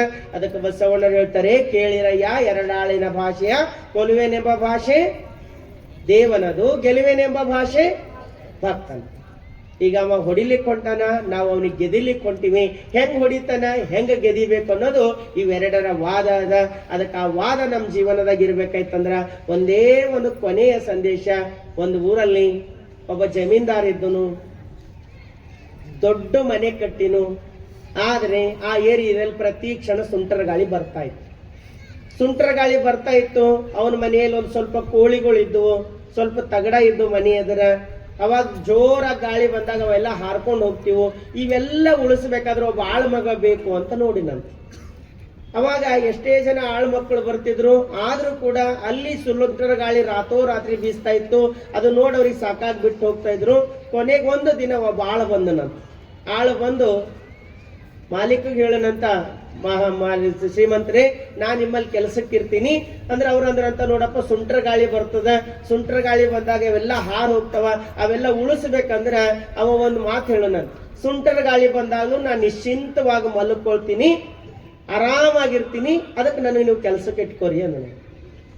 ಅವಾಗ ಇವ ಶ್ರೀಮಂತ ವಿಚಾರ ಮಾಡೋಣಂತ, ಎಲ್ಲರೂ ಸುಂಟರ ಗಾಳಿ ಬಂದಾಗ ಎದೆ ಹೊಡಿತಾರೆ, ಇವ ಆರಾಮಾಗಿ ಮಲ್ಕೊಳ್ತೇವೆ ಅಂತಾರಲ್ಲ, ಏನಿರ್ಬೋದು ಇವಂದು ವಿಶೇಷತೆ ನೋಡೋಣ ಅಂತ ತಿಳ್ಕೊಂಡು ಅವ್ನಿಗೆ ಕೆಲ್ಸಕ್ಕೆ ಇಟ್ಕೊಂಡ್ರಂತ. ರಾತ್ರಿ ಮಲಗರಂತ. ರಾತ್ರಿ 2 ಗಂಟೆಗೆ ಜೋರಾಗಿ ಸುಂಟರ ಗಾಳಿ ಬಂತಂತ. ಶ್ರೀಮಂತನಿಗೆ ಎಚ್ಚರ ಆಯ್ತು, ಹೊರಗೆ ಓಡ್ ಬಂದನು. ಆಳು ಮಲ್ಕೊಂಡಿನು.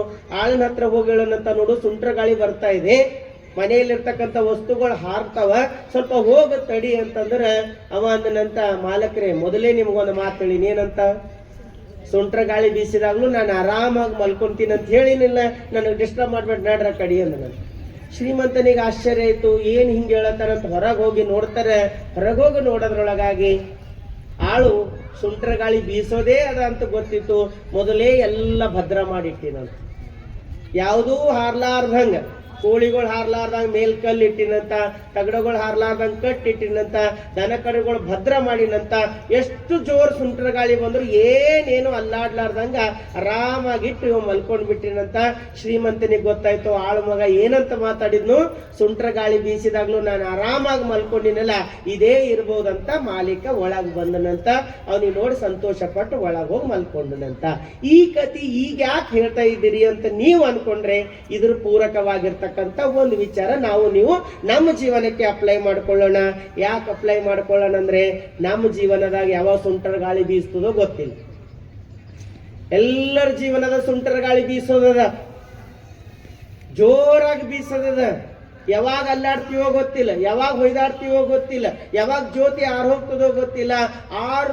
ಹಚ್ಚಿದ ಜ್ಯೋತಿ ಆರೋಗ್ಯಕ್ಕಿಂತ ಮುಂಚೆ ನಾವೇನ್ ಮಾಡ್ಬೇಕಂದ್ರೆ ಕೆಲವೊಂದು ಕೆಲಸಗಳು ಮಾಡ್ಬೇಕು. ಏನ್ ಮಾಡ್ಬೇಕಂದ್ರೆ, ಯಾರಿಂದಾದರೂ ಉಪಕಾರ ಪಡೆದರೆ ತಕ್ಷಣ ಧನ್ಯವಾದ ತಿಳಿಸಬೇಕು. ಯಾರಿಂದಾದ್ರೂ ಏನಾದ್ರೂ ಉಪಕಾರ ಪಡೆದೇವಂದ್ರೆ ಅವ್ರಿಗೆ ಏನ್ ಅನ್ಬೇಕು, ಧನ್ಯವಾದ ರೀ, ಬಹಳ ಉಪಕಾರ ಮಾಡಿರಂತ ಅವತ್ತಿಂದ ಅವಾಗ ತೀರಿಸ್ಬೇಕು. ತಪ್ಪು ಮಾಡಿದರೆ ಕ್ಷಮೆ ಕೇಳಬೇಕು. ಏನಾರ ತಪ್ಪು ಮಾಡಿದೇವಲ್ಲ, ಅವ್ರ ಮನೆ ತನ ಹೋಗಿ ಕ್ಷಮಾ ಕೇಳಬೇಕು. ಯಾರಿಗಾದರೂ ಉಪಕಾರ ಮಾಡಿದರೆ ಸಾಧ್ಯವಾದಷ್ಟು ಬೇಗ ಮರೆಯಬೇಕು. ನಾವೇ ಯಾರಿಗಾರ ಉಪಕಾರ ಮಾಡಿದೇವಂತಂದ್ರೆ ಸಾಧ್ಯ ಆದ್ರೆ ಮರ್ತು ಬಿಡ್ಬೇಕು, ಹೋಗ್ಲು ಬಿಡು ಅಂತ ತಿನ್ನಬೇಕು. ವಿಮಾ ಪಾಲಿಸಿ ಚಾಲ್ತಿಯಲ್ಲಿಡಬೇಕು. ವಿಮಾ ಪಾಲಿಸಿ ಹೋಗ್ಲು ಬಿಡು, ಮುಂದಿನ ತಿಂಗಳು ಕಟ್ತೇ ಅನ್ನಬಾರ್ದು, ಯಾವಾಗಿಂದ ಅವಾಗ ಕಟ್ಕೋತಾನೆ ಇರಬೇಕು. ಕಂತುಗಳು ಬಾಕಿ ಇದ್ದರೆ ಹಿಂದೆ ಕಟ್ಟಬೇಕು. ಥೋಡೆ ಉಳಿದೋದ್ರೆ ಇವತ್ತೇ ಕಟ್ಟಬೇಕು. ಸಾಲವಿದ್ದರೆ ತೀರಿಸಲು ಪ್ರಯತ್ನಿಸಬೇಕು. ಏನಾರ ಇಟ್ಟು ಅದ ಅಂತಂದ್ರೆ ಪಟ್ಟಂತ ತೀರಿಸ್ಬೇಕು. ಆಮೇಲೆ ಅನ್ನಬಾರ್ದು, ಮಾಡಿಟ್ಟು ಹೋಗ್ಯಾನ್ರಿ ನಮ್ಮ ಜೀವನಕ್ಕೆ ಬಂದುದ, ಯಾರು ಮುಂದಿನ ವಾರ ನಮ್ಮದು ನಾವು ಕ್ಲಿಯರ್ ಮಾಡ್ಬೇಕು. ನಮ್ಮಿಂದ ಯಾರಾದರೂ ದೊಡ್ಡ ಮಟ್ಟದ ಸಾಲ ಪಡೆದಿದ್ದರೆ ಸರಿಯಾದ ದಾಖಲೆಗಳಿದ್ದರೆ ಮನೆಯವರಿಗೆ ತಿಳಿಸಬೇಕು. ನಾವ್ ಯಾರಿಗಾರ ಕೊಟ್ಟಿದ್ದೇವೆ ಅಂದ್ರೂ ಕೂಡ ಮನೆಯವರಿಗೆಲ್ಲ ತಿಳಿಸ್ಬೇಕು. ಮೊತ್ತ ಸಣ್ಣದಾಗಿದ್ದರೆ ಅದನ್ನು ಮರೆತು ಬಿಡಬೇಕು. ಸಣ್ಣದಿತ್ತಂದ್ರೆ ಹೋಗ್ಬಿಡು ಅಂತ ಬಿಟ್ಟು ಬಿಡಬೇಕು. ಪ್ರಪಂಚ ನಮ್ಮ ಮೇಲೆ ಅವಲಂಬಿತವಾಗಿಲ್ಲವೆಂಬುದು ಮತ್ತು ನಾವು ಪ್ರಪಂಚದಲ್ಲೊಂದು ಭಾಗವೆಂಬುದು ನೆನಪಿರಬೇಕು. ಈ ಜಗತ್ತು ನಮ್ಮಿಂದ ನಡೀಲತ್ತಿಲ್ಲ, ನಾವ್ ಇದ್ರಾಗ ಒಂದು ಭಾಗ ಇದ್ದೀವಿ ಅಷ್ಟೇ. ಹಿಂಗ ತಿಳ್ಕೊಳ್ಬೇಕು. ನಾವೇನ್ ತಿಳ್ಕೊಂಡಿವಿ, ನಾವಿಲ್ದೋದ್ರಿ ಮನಿನೇ ನಡೆಯಲ್ಲ, ನಾವಿಲ್ದೋದ್ರಿ ಊರೇ ನಡೆಯಲ್ಲ, ನಾವಿಲ್ದೋದ್ರಿ ಕಾರ್ಯಕ್ರಮನೇ ನಡೆಯಲ್ಲ, ನಾವು ಹಿಂಗ ತಿಳ್ಕೊಂಡಿವಿ. ನಾವು ಒಂದು ವೇಳೆ ಇಲ್ಲದ ದಿನ ನೀವು ಯಾರಿಗಾರ ಕೇಳ್ರಿ, ಅಲ್ಲಲ್ರಿ ಅವ್ರು ಇಲ್ಲಲ್ಲ ಹೆಂಗ್ ನಡಿಲತ್ತದ ಅಂದ್ರ ಅವ್ರ ಇದ್ದಾಗೆ ಹಂಗ ಹಿಂಗ ನಡಿಲತ್ತಿತ್ರಿ, ಅವ್ರು ಹೋದ್ಮೇಲೆ ಭಾಳ ಚಂದ ನಡಿಲತ್ತು ಅಂತ. ತಪ್ಪು ನಾವು ಹಿಂಗ ತಿಳ್ಕೊಂಡಿದ್ದೇವೆ, ನಮ್ಮಿಂದೇ ನಡಿಲತ್ತ, ನಮ್ಮಿಂದ ಏನ್ ನಡಿಲತ್ತೀವಿ, ನಾವು ಹಿಂಗ ತಿಳ್ಕೊಂಡಿವಿ.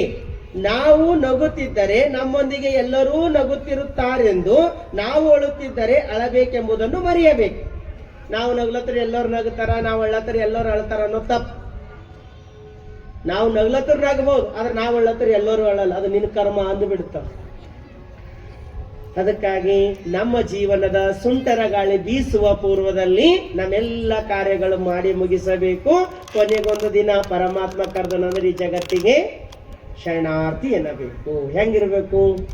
ಕರ್ತ ನಟ್ಟಿದಡೆ ಮರ್ತ್ಯದಲ್ಲಿ ಮಹಾಮನೆಯ ಕಟ್ಟಿದೆ, ಸತ್ಯ ಶರಣರಿಗೆ ತೊತ್ತು ಭೃತ್ಯನಾಗಿ ಸವೆದು ಬದುಕಿದೆನು, ಕರ್ತನ ಬೆಸನು ಮತ್ತೆ ಬರಲೆಂದಟ್ಟಿದಡೆ ಕೂಡಲ ಸಂಗಮ ದೇವರ ನಿರೂಪಕ್ಕೆ ಮಹಾಪ್ರಸಾದವೆಂಬೆನು. ಕಳಸರು ಬಂದಿನಿ, ಸೇವಾ ಮಾಡ್ಕೊತ ಉಳ್ದೀನಿ, ಕರ್ದರ್ ನಾಳೆಗೆ ಬರ್ತೀನಿ. ಇಷ್ಟು ನಿರಾಳ ಭಾವನೆಯಿಂದ ಯಾರು ಬದುಕ್ತೀವೋ ಅವ್ರ ಜೀವನದಲ್ಲಿ ಸುಂಟರ ಗಾಳಿ ಬೀಸ್ಲಿ, ಹಾರ್ಕೊಂಡು ಹೋಗ್ಲಿ, ಆನಂದವಾಗಿರ್ತದ. ಅದಕ್ಕೆ ನಮ್ಮ ಜೀವನ ಆನಂದಮಯವಾಗಬೇಕಾದ್ರೆ ಬಸವಣ್ಣನವರ 21 ಭಾಷೆಗಳದಾವ, 21 ಪ್ರತಿಜ್ಞೆಗಳದಾವ. ಭಾಷೆಯ ಕುರಿತಾಗಿ, ಗಟ್ಟಿತನದ ಕುರಿತಾಗಿ, ಮನಸ್ವಚ್ಛತೆಯ ಕುರಿತಾಗಿ ನಾನೇನು ಚಿಂತನೆ ಮಾಡೀನಿ, ಇದೆಲ್ಲಕ್ಕಿಂತಲೂ ಹೆಚ್ಚಿನದಾಗಿರ್ತಕ್ಕಂಥ 21 ಪ್ರತಿಜ್ಞೆಗಳು ಬಸವಣ್ಣನವರು ಮಾಡ್ಯಾರ. ಅವು ಯಾವ ಪ್ರತಿಜ್ಞೆ ಅವ ಅನ್ನೋದು ಒಂದೊಂದು ದಿನ ಒಂದೊಂದು ಚಿಂತನೆ ಮಾಡ್ರು ಕೂಡ ನಮ್ಗೆ ಎಷ್ಟು ದಿನ ಬೇಕು? ಅದ್ರ ಪ್ರವಚನ ಎಷ್ಟು ದಿನ ಹಚ್ಚಾರ? ಮುಂದಕ್ಕೊಯ್ಯಾರೇನು ಮುಗಿಸರಿ? ಅದರಲ್ಲಿ ಮೊಟ್ಟ ಮೊದಲನೇ ಚಿಂತನೆ ಬಸವಣ್ಣರು ಹೇಳ್ತಾರ, ನಿತ್ಯ ಶಿವರಾತ್ರಿಯ ಮಾಡುವ ಭಾಷೆ. ನಿತ್ಯ ಶಿವರಾತ್ರಿ. ಶಿವರಾತ್ರಿ ಅಂದ್ರೆ ಏನು, ಹೆಂಗ ಮಾಡ್ಬೇಕು, ಯಾವ ರೀತಿ ಮಾಡ್ಬೇಕು, ಬಸವಣ್ಣರ ಶಿವರಾತ್ರಿ ಏನದ, ನಾಮ ಶಿವರಾತ್ರಿ ಹೆಂಗದವ, ಬಸವಣ್ಣರು ಯಾವ ರೀತಿ ಶಿವರಾತ್ರಿ ಮಾಡಂತಾರ ಅನ್ನೋ ಚಿಂತನೆ ನಾಳೆ ವಿಸ್ತಾರವಾಗಿ 1ನೆಯ ಭಾಷೆಯ ಕುರಿತು ನಿತ್ಯ ಶಿವರಾತ್ರಿಯ ಮಾಡುವ ಭಾಷೆ ಹೇಳ್ರಿ ನೋಡರಮ್ಮ. ಯಾಕೆ ಹೇಳತ್ತೀನಿ ಅಂದ್ರೆ ನೀವು ಬಿ ಚಿಂತನೆ ಮಾಡಿ, ನಾನು ಅವನೇ ಚಿಂತನೆ ಮಾಡೋದಲ್ಲ. ಹೋಮ್ವರ್ಕ್ ಕೊಡ್ತಾ ಇದ್ದೀನಿ, ನೀವೊಂದು ಸ್ವಲ್ಪ ನೋಡ್ಕೊಂಡು ಬರ್ರಿ, ನಾವೊಂದು ಸ್ವಲ್ಪ ನೋಡ್ಕೊಂಡು ಬರ್ತೀನಿ. ನಾವು ಹೇಳೋದು ನಿಮ್ಮ ಮನಸ್ಸಿಗೆ ಇಡಿಸ್ತಂದ್ರೆ ಅಲ್ಲಿ ಚಿಂತನ ಮಂಥನವಾಗ್ತದೆ, ಇಲ್ಲೋದ್ರ ಚಿಂತನ ಚರ್ಚೆಗಿಳಿತದೆ. ಚರ್ಚೆಗಿಳಿಬಾರ್ದು, ಚಿಂತನೆಗೆ ಹಚ್ಚಿಬಿಡ್ಬೇಕೆ ವಿನ ಚಿಂತನೆ ಯಾವತ್ತೂ ಕೂಡ ಚರ್ಚೆಗಿಳಿಸಬಾರ್ದು. ಅದಕ್ಕಾಗಿ ನೋಡ್ಕೊಂಡು ಬಾ ಅಂದ್ರೆ ಅರ್ಥ ಏನಂದ್ರೆ ಸುಮ್ಮನೆ ನೀವು ನೋಡ್ಕೊಂಡು ಬರೀ ನಾ ಏಟ್ ಹೇಳಿದ್ರೆ ಚರ ಈಸಿಯಾಗಿ ತಿಳಿತದೆ. ಇಲ್ಲಾಂದ್ರೆ ಏನ್ ಹೇಳತ್ತರಿ, ಏನೇನೋ ಹೇಳೋರು ನಮಗೆ ತಿಳಿಯಲೇ ಹೋಯ್ತು ನೋಡಿ. ಹಿಂಗೈತೆ, ಹಂಗಾಗಬಾರ್ದು. ಕ್ಲಾಸಿಗೆ ಬಂದಂಗೆ ಬರ್ಬೇಕು. ಹೆಂಗೆ ಬರ್ಬೇಕು? ಹಿಂಗೇ ಹೇಳ್ಯಾರ, ಇದೇ ಹೇಳ್ತಾರಂತ ನನಗೆ ಗೊತ್ತಿತ್ತು, ನೀವು ಅನ್ಬೇಕು, ಓದ್ಕೊಂಡು ಬರ್ಬೇಕು. ಹಾ, ಇದು ವಚನ ಹೇಳ್ತಾರಂತ ನನಗೆ ಗೊತ್ತಿತ್ತು, ಅದಕ್ಕೆ ನಾವು ಓದಿನಿ. ಇದೇ ಹೇಳ್ತಾರ ನನಗೆ ಗೊತ್ತಿತ್ತು, ಇದೇ ರೀತಿ ಹೇಳ್ತಾರ ಅಂದ್ರೆ ನಮ್ಮ ಚಿಂತನೆ ವಿಸ್ತಾರವಾಗ್ತಾ ಹೋಗ್ತದ. ಅದಕ್ಕೆ ನಾಳೆ ದಿನ ನಿತ್ಯ ಶಿವರಾತ್ರಿಯ ಮಾಡುವ ಭಾಷೆ. ಬಸವಣ್ಣನವರು ನಿತ್ಯ ಶಿವರಾತ್ರಿಯ ಕುರಿತಾಗಿ ಮಾತಾಡ್ತಾರ. ಶಿವ ಅಂದ್ರೆ ಏನು, ರಾತ್ರಿ ಅಂದ್ರೆ ಏನು, ಶಿವರಾತ್ರಿ ಅಂದ್ರೆ ಏನು, ಯಾವ ರೀತಿ ಆಚರಣೆ ಮಾಡ್ಬೇಕನ್ನೋ ಚಿಂತನೆ ನಾಳೆ ದಿನ ನಾವು ನೀವೆಲ್ಲ ಮಾಡೋಣ ಅಂತ ಹೇಳ್ತಾ ಇವತ್ತಿನ ಪ್ರವಚನಕ್ಕೆ ಮಂಗಲವನ್ನು ಮಾಡ್ತೀನಿ. ಸರ್ವರಿಗೂ ಶರಣು ಶರಣಾರ್ಥಿ. ಶರಣು ಶರಣಾರ್ಥಿ.